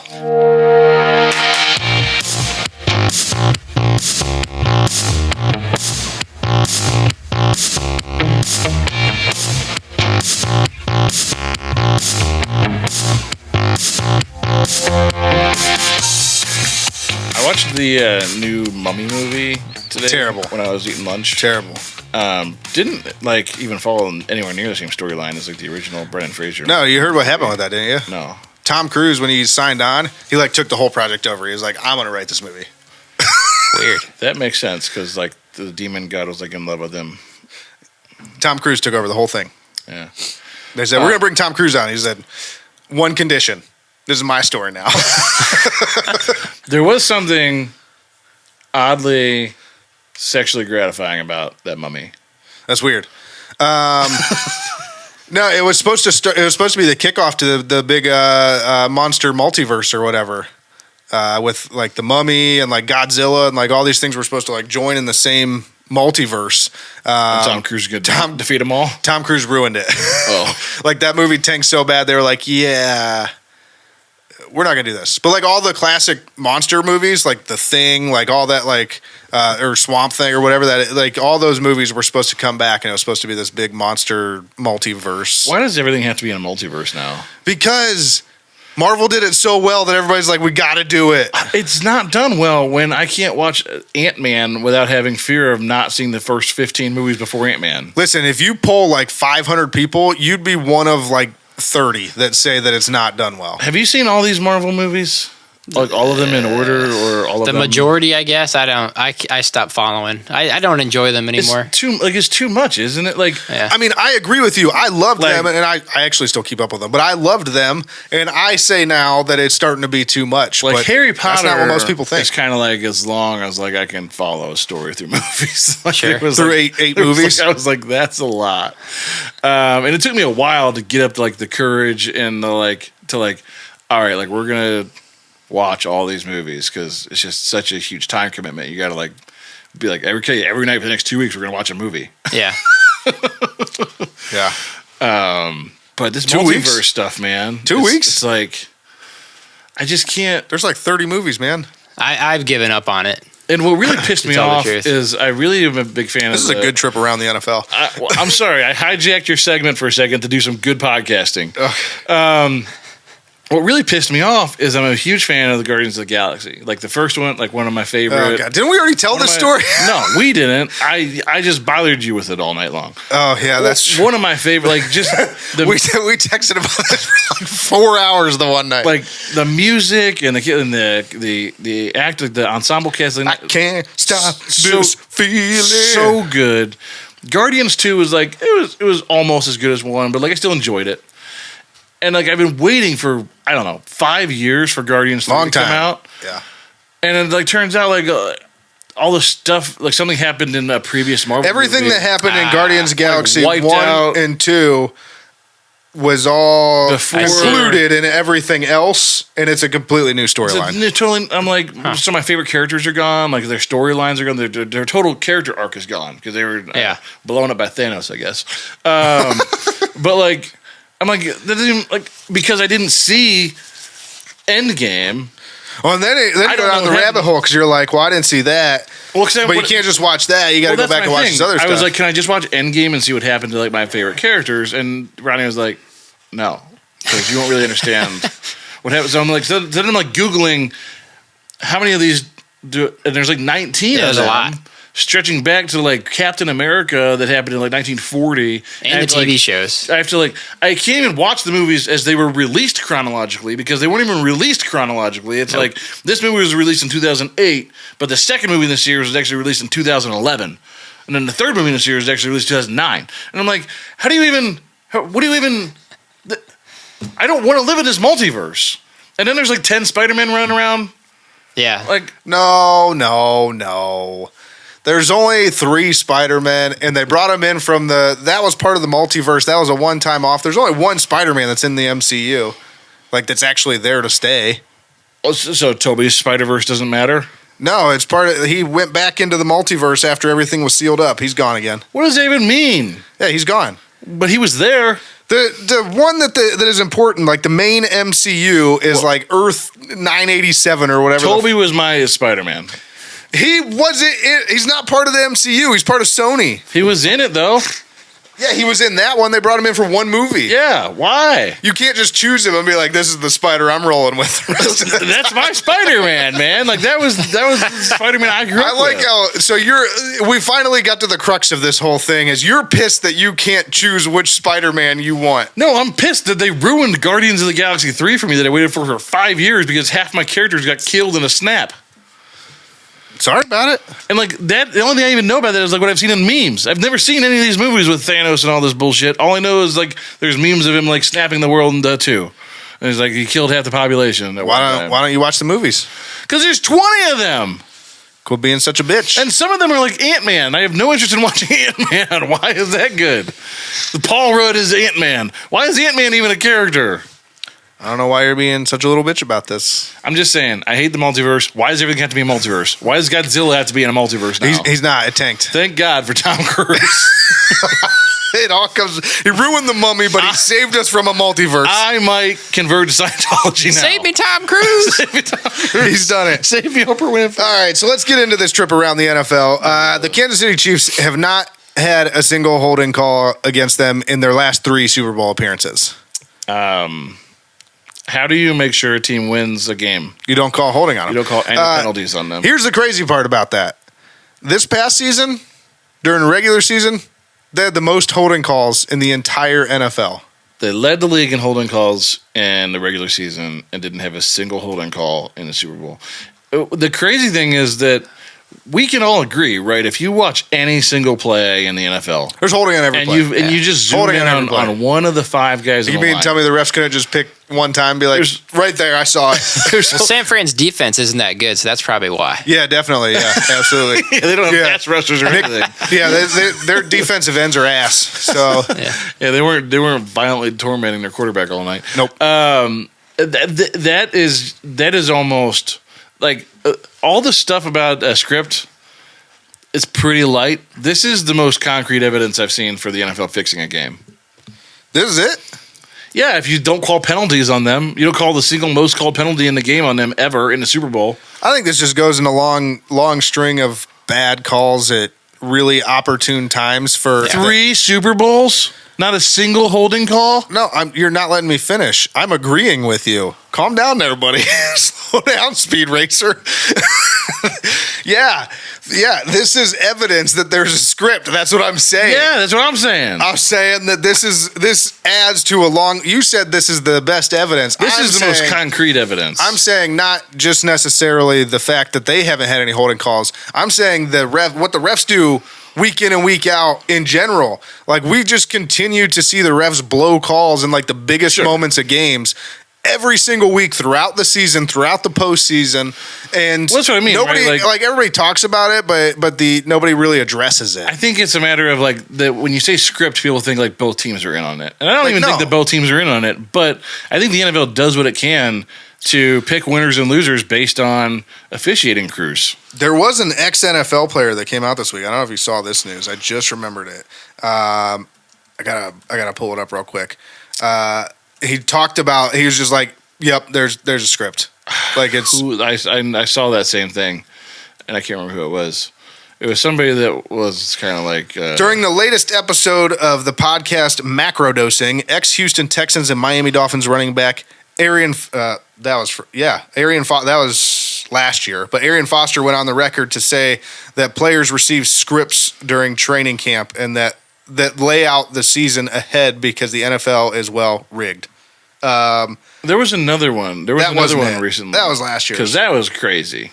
That's crazy. It literally just came out this week, and now I'm pissed that I can't find it. I guess there's a lot of money in it, but to not having somebody back them up on that though is kind of. Well, that's what. Like, I don't think that it's like a script where both teams know. Like okay, Patrick, you get sacked here. Like, I think they play the game. I just think the NFL. Arian Foster was joking, anyways. But when it has the ability to benefit itself, would make calls. I mean, what's bigger than Taylor Swift winning the Super Bowl for them this year? Sure. I mean, if another team had made it, sure, they would have made calls in favor whoever probably wins the most money for them then.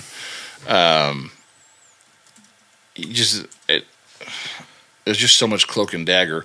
And the fact that they're classified as an entertainment venue, not a sporting which is just odd event anymore. Like, why? They are the only other one that does WWE. that is WWE. They're sports entertainment.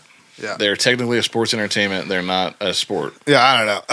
We'll figure that out. We'll bring that up later. But whoever that player was, I'll find that and talk about it next week. But speaking of the script, the logo for Super Bowl 59 has been revealed. What are the colors, guys? Well, there's some red and some purple, lots of purple. Some yellow. There's some yellow and there is some orange in the lettering for the Roman numerals. I was actually asking you guys. Back to New Orleans this year. It is back to New Orleans, and the official colors. It's like a reddish color. Bone, I think that's a stretch to say there's orange in there. I mean, I don't know. Look closely. Apparently, some girl made it out of beads. There's some orange beads in there. Between the red and the yellow. That's a stretch. There's like a neon green, so that could point to the Seahawks. It could only point to the Seahawks. Yeah. Lots of purple. I mean, that's pretty much just Minnesota, right? Ravens, yeah. Yeah. Is that Ravens? I don't really Seahawks. see purple. Are you seeing purple? I'm seeing. No, it's the background. Your picture just has white. The background of it is purple. The whole thing's purple. At least the Instagram picture. Oh well, the conspiracy is just like. Is it just the letters? Just the logo, not necessarily what background they put it on. Well, so this is the official who makes logo. a Super Bowl next year, and then we'll see what yeah, so we got like reds in there. We got a neon green. Maybe if you're stretching, you could say orange. I mean, I feel like that is a coincidence. The Super Bowl colors thing. Like, if the NFL is going through that much trouble to like predetermine the winners we got and a losers script, guys, based on that, like, I don't know. The fact that the Kansas City Chiefs had 0 holding calls through 3 Super Bowls. Who cares about the logo? They had no holding calls. It's like the oldest adage in the game that there's holding on every single play. It's true, there is. Will we ever know if there truly is a script? Like when that news finally breaks that there's an actual script in the NFL, imagine the people that will lose their minds. Well, and again, I don't think it's necessarily a script. I think it's the NFL looks at an individual game and says, it's a script like can I affect the outcome of this game? And could I put a team in a position to be at an advantage? I think the biggest evidence is actually the fact that they finally got into bed with all these betting organizations. And around the same time, I believe, is when they switched to a sports entertainment industry. Agreed. And so, to your point, through this, they're able to fix games by saying, refs, we need you to call this or this to keep the game going in the right direction. Right. Basically, keep one team from winning or losing or keeping spreads at certain places or whatever the case may be. They have the power to affect the game and affect the betting line one way or another. So, and here's the dirty part that no one wants to talk about. I don't know if this gets us canceled or not, but Are we going to get cancel alert? But Cancel alert. Everybody goes, you can't get one person to keep a secret. Like, how would you get an entire officiating crew? Like, first off, these guys are paid really well for part-time work. Yeah. There's a lot of people in this country that said, this is a no questions asked job. Do you want it? You get $250,000 a year to work 8 days a year. And Yep. there are no questions asked. And if you ask a question, it's not you're fired, it's you're disappeared. Like, no one will ever hear from you again. Yeah, people forget that the NFL is a multi-billion dollar organization. In bed with like the biggest billionaires in the country and around the world. Yeah. Like, if you wanted to get rid of a bad apple and just, I mean, Jesus, look what they did to Jeffrey Epstein. Look what they did to. If the Clintons can unalive you, look what they did to. I think it was Prince Andrew. To McAfee. They disappeared these guys right out of jail. I mean, out of high security prisons, and they just were never seen again.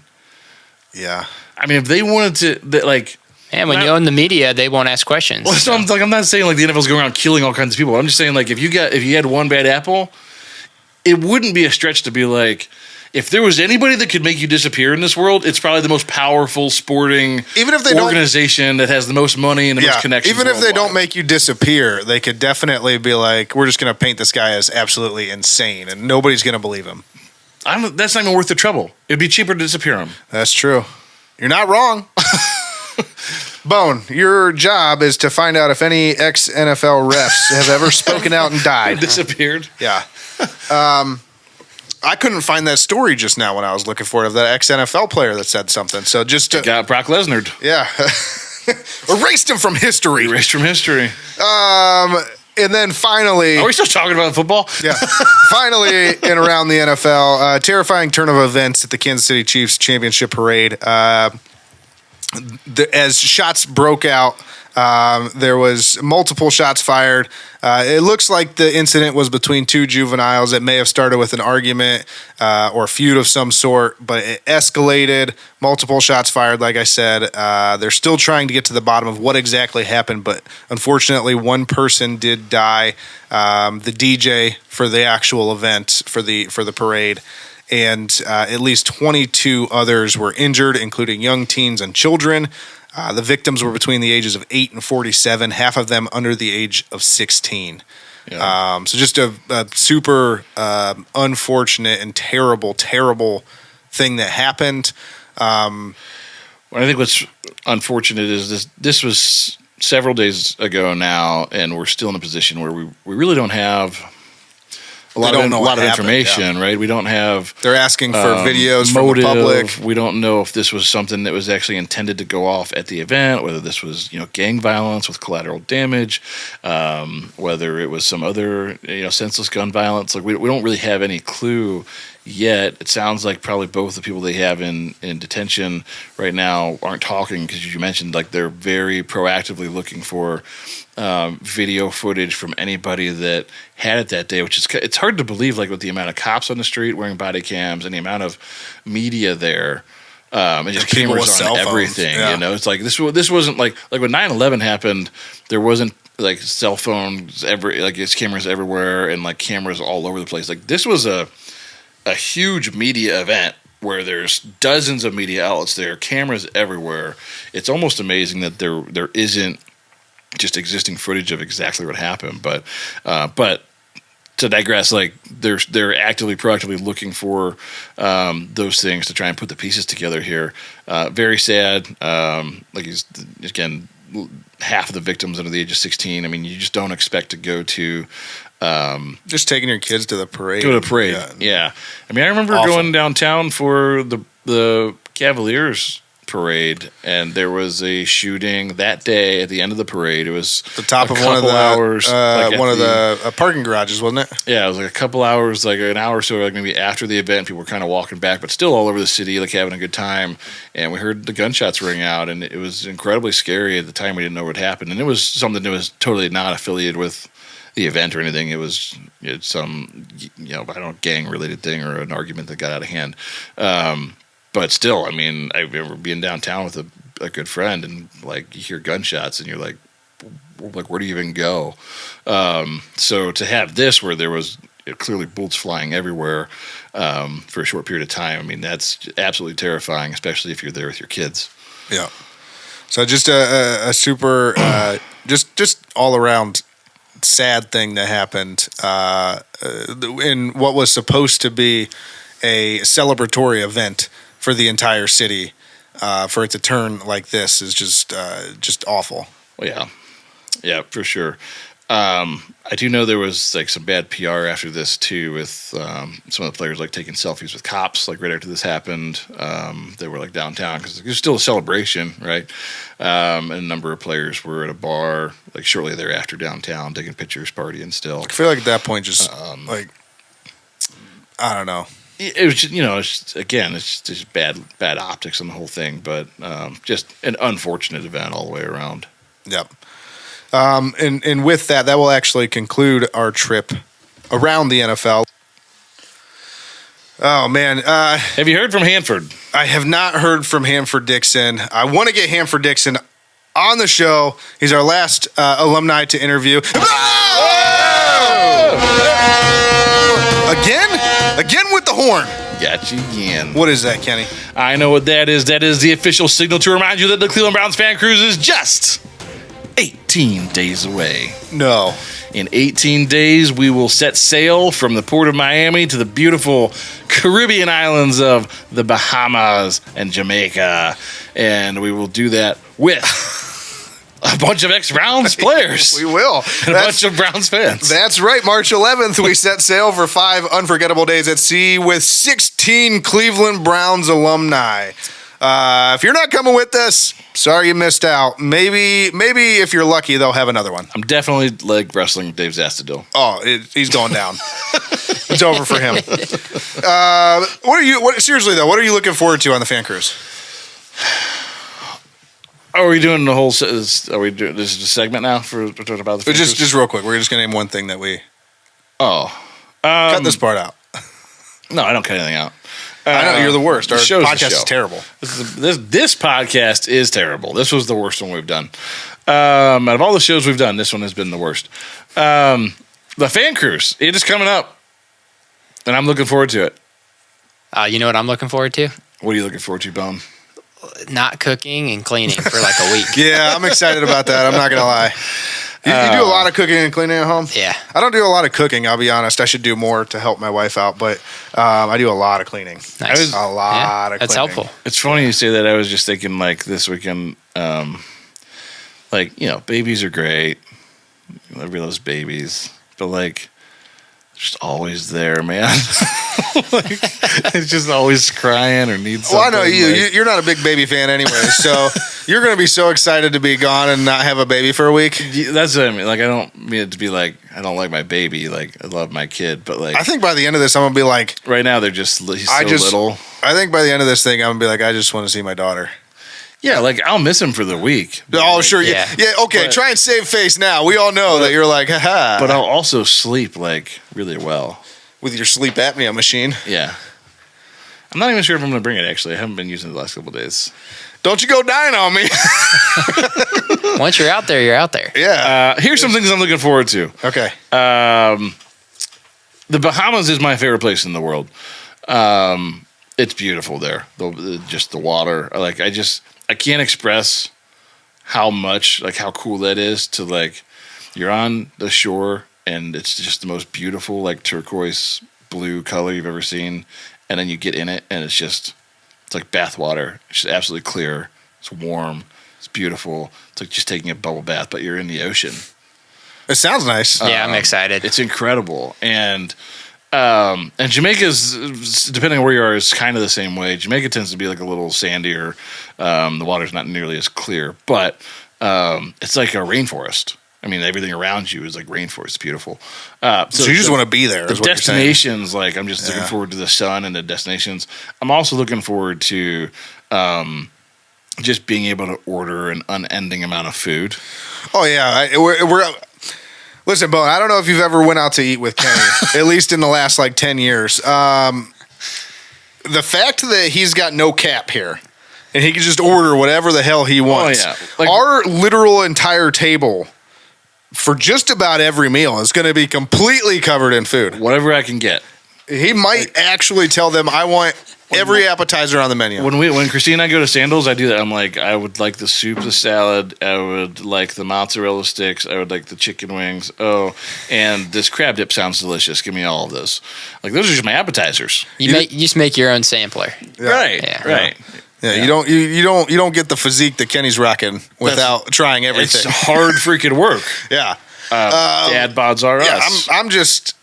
I'm going to be so annoyed because I'm not even going to have room to eat my own food because we're going to be accommodating You'll be Kenny's eating food. my food. Kenny will have his own table every night. Well, the thing is with those places like that do like all inclusives, like menu ordering like that, is they generally give you like smaller portions. So that's just another reason to keep ordering more. But it's also a reason why you order everything. You're like the dude from Mr. Deeds where he's like, I like feet. No, not that. I'm very, very sneaky. No, the other one where he says, he's like, where else can you go where the bigger you are, the cooler you are? That's you. You're like, you just have all the food on the table. Your wife's feeding you. Just. That sounds like a vacation. See, I try to tell you.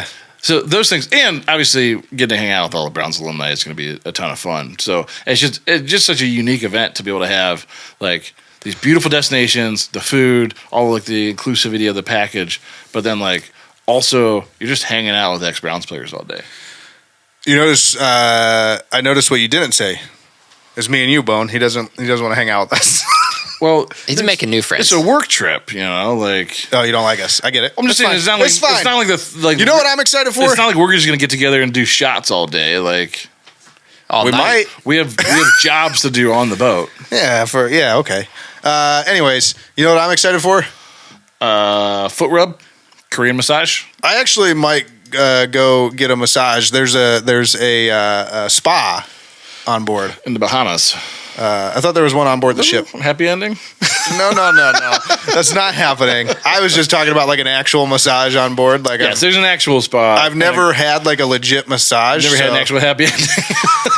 Or that. So I was just like, that'd be cool to get a massage. I'm on vacation. I'm a huge fan of massages. Yeah, so just like rub my sweaty face. Are we all gonna go put like the stones on our eyes and get massages together? I love a pedicure with the stones. They do the stones on the legs. Bone, you in? I'm down trying that. Yeah. The Burning River Spa Day. Let's book like the romance package and just have them bring the beds into our room. All three of us just buck naked. Leave the door open so fans can walk by and getting see. Rubbed down. Yeah. This is the Burning River massage parlor. This is the Burning River rub down.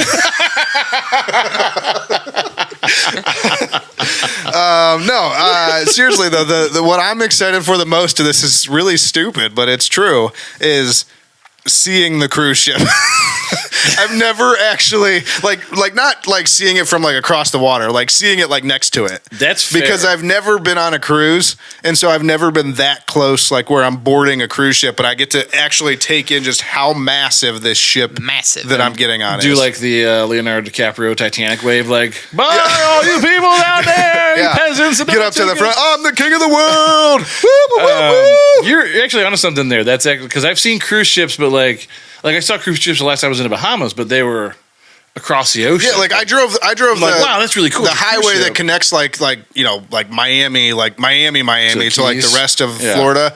I drove over that bridge and you see all the cruise ships lined up, but you're like a mile away. Yeah. Like you don't never actually like at least half a mile. These I don't ships know how close you are, but you're massive. Yeah, I mean, when you look at like everybody thinks like the Titanic and like that was a big ship, but like these things like dwarf that 2 and 3 times the size of like the Titanic. Like, 2 and 3, huge ships. They're really big. They're really big. Yeah, so I'm excited about that. Bone, what are you most excited for? Probably seeing the Caribbean, swimming in the water in the ocean, crystal clear. Maybe doing a little snorkeling, something like that. If it's available, I don't know if we're going there, but don't snorkel with the pigs. It could be dangerous. Pigs? It's dangerous to snorkel with the pigs? Oh, because sharks. Yeah. Listen, guys, I just completely made all this up. Like wild pigs swimming in the ocean? They do. I have seen videos of Pig Island with some of the pigs being a little aggressive, but generally they're pretty like. I had this whole story and I couldn't go through with it with a straight face. It was docile. It was kind of like piranha-esque. It was like they bite you and then a little bit of blood and then the sharks come. but I couldn't do it. The good news is if there is a shark, you will see it. Before it eats you, you will see it. Yeah. There's nothing better than seeing sharks in the ocean as long as they don't eat you. That's true. Yeah. The good news is if there is a shark in the ocean, there's 3 of us, so you only have to outswim one of us. True. And I'm definitely swimming faster than you. I'm pretty buoyant. That's true.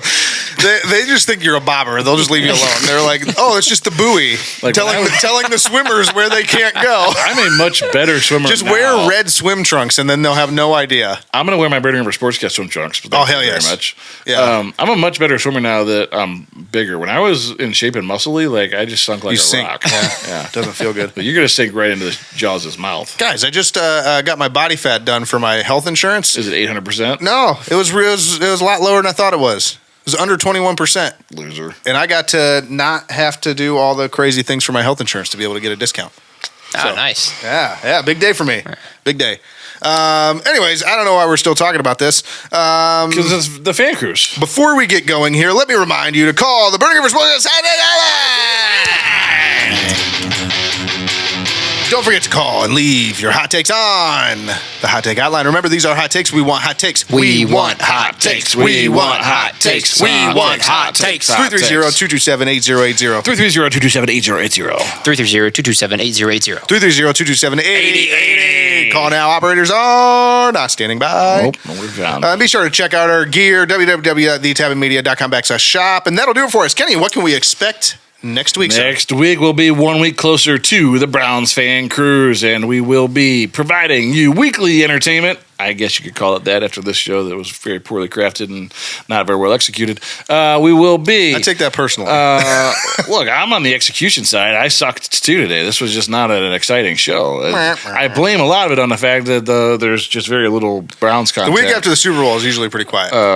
You know what's funny is like we took our hiatus last year right after the Super Bowl, and there was a crap ton of Everything news happened for right after the Super Bowl. And I don't think it was the week after, though. It was like right after that. We felt guilty about it because we were like, we should be reporting on this, and there was so much news those couple of weeks. Anyway, laid an egg this year, the NFL. Absolutely laid an egg. So we'll be closer. I think the combine starts either next week or the following week after. Yep. So like in the next 10 days, so we'll be closer and hopefully have some other things to talk about. And we'll continue, like I said, dropping shows up until the cruise, and then right after the cruise, we'll have a hiatus. Cruise, we'll do quick hiatus, do some planning. Probably about a month off, and then we'll come back next year, and then then we'll be back. But anyways, we will cover any Browns news that comes up, as well as any other notable NFL news. And don't forget to check us out on social media. Tapping Media is on Facebook, Twitter, and Instagram at The Tapping Media and Burning River Sportscast. That's this podcast is on Facebook, Instagram, TikTok, and YouTube at Burning River Sportscraft. Sportscraft. Did you invent a new show? Am I not a part of it? You're out. Damn. I've been excommunicated from my own Anyways, podcast. Burning River Sportscast. That's this podcast is on Facebook, Twitter, and Instagram and TikTok. Because Burning River Sportscraft. One more time. .com. Burning River Sportscast. That's this podcast is on Facebook, Instagram, TikTok, and YouTube at Burning River Sportscast and X at Burning River Pod. And you can find our podcast wherever you get your podcasts. I'm talking Apple Podcasts, Spotify, Google Podcasts, Stitcher, Pandora, iHeartRadio, Podcast Castro, Good Pods, Amazon Music, and so many more. And you know that takes us to Kenny. Yes, so it's Facts for Days. Is where Facts for Days. Hopefully this will be like the one maybe entertaining piece of the show. Facts for Days.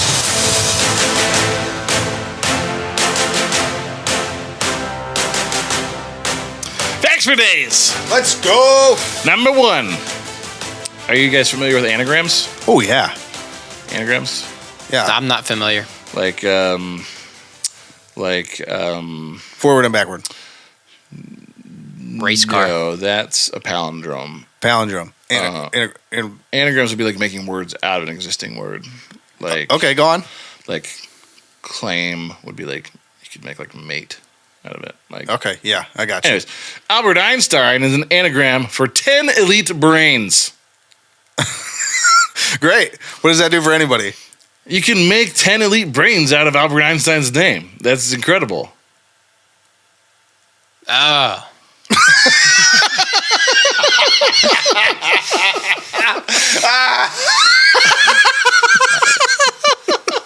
So you're just rearranging the letters to make another word. To make other words, yeah. But in this case, the words that you could make are 10 elite brains. He was smart. I just watched Oppenheimer, and he was in it. It was really I can't wait to watch that, but it's so long. It's so long. Was it worth the watch? good. Yeah, it was great. Cillian Murphy. It's on Peacock for free if you have Peacock. Cillian Murphy as good as advertised? Oh, yeah. Yeah, he was He's a really great good. actor. I know you like Cillian Murphy. We both watched Peaky Blinders. I It's hate good. Peacock. Well, Peacock sucks.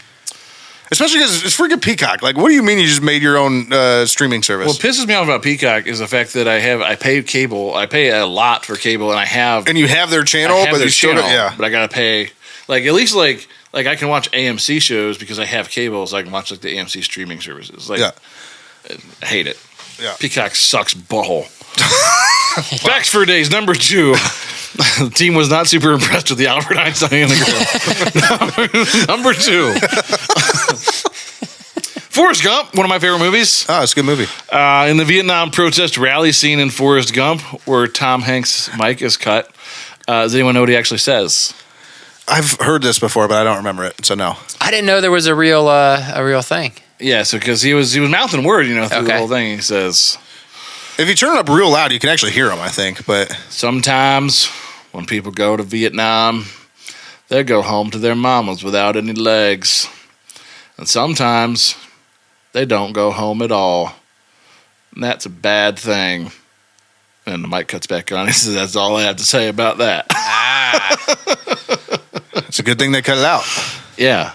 So in case you were wondering what Tom Hanks said in that crucial moment when they were fiddling with the soundboard.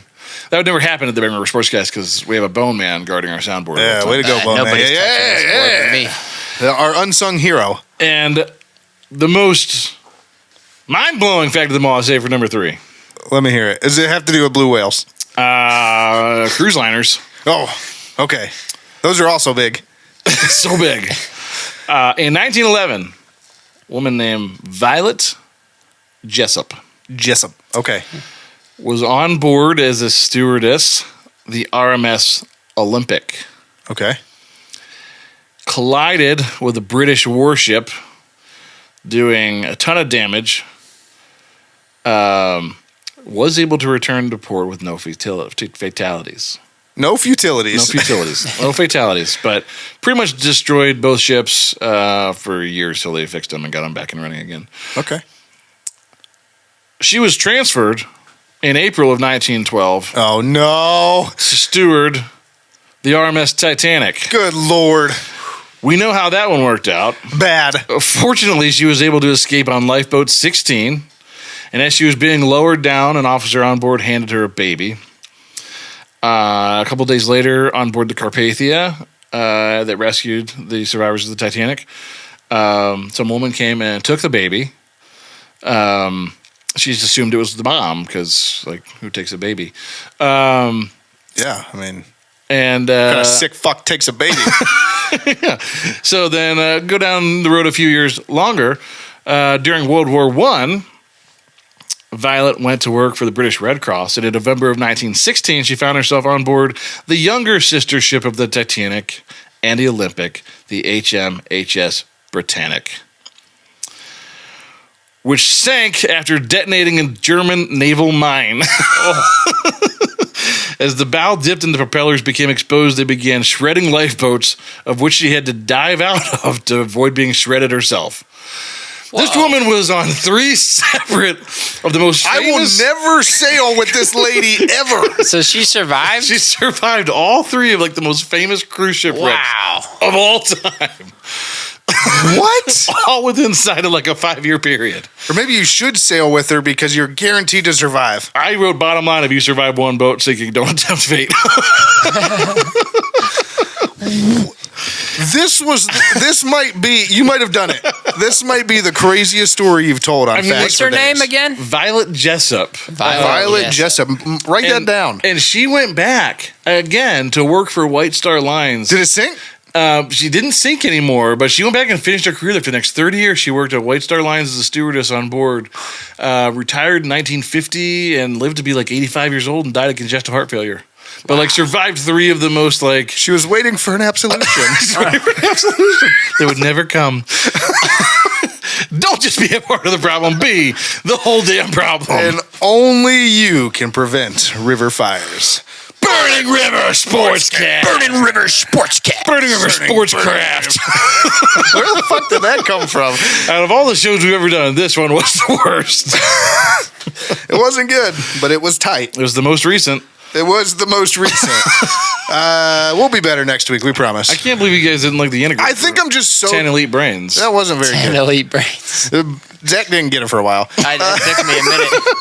No, listen, it was the week after the Super Bowl, man. It's literally like nothing was happening in football world. Just hard to get going. And we had to set up. It's like the MCU. The first few movies aren't very God. good. Are we talking about the multiverse again? Yeah, the first few movies weren't very good, but they had to set up the rest of the movies. You know what the best multiverse was? What? Armageddon, because there was only one movie. No, you know what the best? You know what the best series of movies of all times is? The Hunger Games? The Hunger Games! No. This week is Hunger Games weekend on AMC. That's very good, Ooh, but it's did they not get the the new best. The best series You of know movies? what the best trilogy of all time is? Lord of the Rings? Yes. I really like Hunger Games. I like Lord of the Rings. Would but you I like to Hunger die now? Games. Have you read the Hunger Games books? No, I probably should. They're easy reads. Have you read they're Lord of the good. Rings? No, but I've listened to them. You need to read them. Lord of the Rings. But I've listened, so I've basically It's read the them. best saga of all time. Best story, start to finish, of all time. I agree that it's a very good story. There's something about like the dystopian big Are government you future. Billy Madison right now? Are you literally Billy Madison me right now? I disagree. While that is a very good story. Mortal Kombat is a very good Donkey game. Kong sucks. Donkey Kong sucks. I'm just a big Hunger Games fan. I like Hunger Games a lot. Who's the prettiest girl in the Lord of the Rings trilogy? Like an elf? Yeah. Yeah, that doesn't do it for me. Like, there's lots of pretty girls in Hunger Games. Oh, it's the human blonde in the second movie. I forget her name. The one that likes PETA? That takes her... No, he's talking about Lord of the Rings. Right? Yeah, Lord of the Rings, yeah. Oh, you're talking about Eowyn. Maybe? Isn't Eowyn an elf? Eowyn is the main elf. No, it's not the elf. No, I know who you're It's talking not about. Steven Tyler's daughter. There's no, it's really not, his daughter? not her. Yeah. I know who you're Oh talking my about. god, it looks just like Steven Tyler. All right. The one from Rohan, the lives Yeah. with all the horse people. Yes. Yeah, Yes. I can't forget her. I forget her name off the top of my head. There's just not enough eye candy in that. It's time for a reread. I reread Lord of the Rings every few years because it's just so good. Now, Nice. I'll give you that Tolkien probably is a better storyteller than what's her Susan- face? Susan Collins. Or yeah. whatever they wrote Hunger Games. I mean, Suzanne Collins. Tolkien's classic, but I just for the movies, Tolkien's the greatest storyteller of all time. I really enjoy the Hunger Games movies. I mean, what a better concept. We're just gonna have kids just Right. Just killing each other. battle it out to the Yep. death. And just, That's what you. Kenny lives for that shit, man. Man, what better way? but it's like What at better the gift hands- to get a loved one than a movie of And they don't kids killing each discriminate. You other? can be a 9-year-old thrown in there. Right. Like at the hands of an oppressive I government. volunteer as tribute. They wouldn't even let us play football if we get each other if we weighed over 130 pounds. It's like, no, you're going up to varsity. You exceed the weight limit. You have to go kill a 17-year-old. Good God. Oh, so kiss me and smile for me. Tell me that you'll wait for me. Hold me like you'll never let me go. 'Cause I'm leaving on a jet boat. Don't know when I'll be back again. Leaving on a jet boat. Don't know when I'll be back again. Good night, Cleveland. Browns fan cruise and the Burning River Sportscast. What better combination could you possibly think of? Motorboat? You play the motorboat? You motorboat son of a bitch. You old sailor, you. You know what I was thinking during that interview? What? What were you thinking? Nothing, because you don't have thoughts, because you're a brainless idiot. Wow. My name is Uhtred, son of Uhtred. By the way, I want my foreskin back. It doesn't matter what you think. Women's Guide to Anal Sex, and it was the second edition.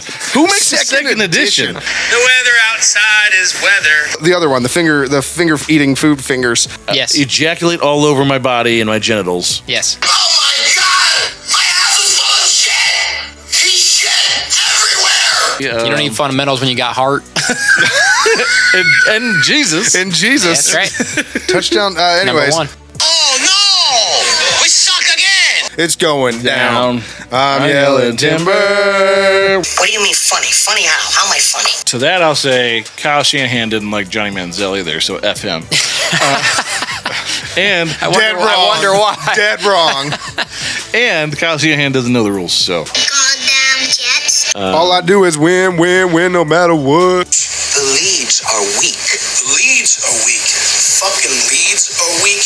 You're weak. I mean, last year when I won and went home, my wife's pants hit the ground. Erroneous. Erroneous on both counts. Oh, Lord. Wow. But damn! Well, I'm sorry, I hijacked your segment for a second to do some good podcasting. You know why, mister? Because you drove a Hyundai to get here tonight. I drove an $80,000 BMW. That's my name. I live my life a quarter mile at a time. I think we've officially lost all of our more conservative viewers. So I don't think they want to listen any longer. What just happened? It's Mother Nature. Where's Logo Girl when you need her? I desperately want to make love to It's cheese We girl. need Cheese Girl now. Down goes Anderson! Down goes Anderson! Who's canceled now? Who's canceled now? Probably me. You making fun of fat people? I'm not. Just you. We're a whole race, basically. No way. You just finger bang their salad. What? You first get shocked, and then you get the shocker. Hey, you like to see homos naked? That's cool, man. Whatever. No. You're just people that get together and watch football and raise money. And we're like, that pretty much sums it up. Are you not entertained? Are you not entertained? Is this not why you were here?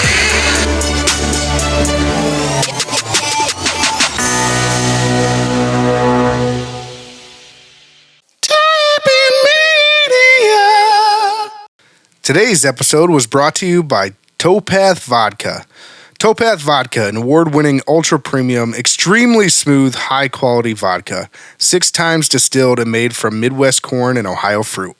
Clean and crisp, a truly high-quality spirit made right here in Northeast Ohio.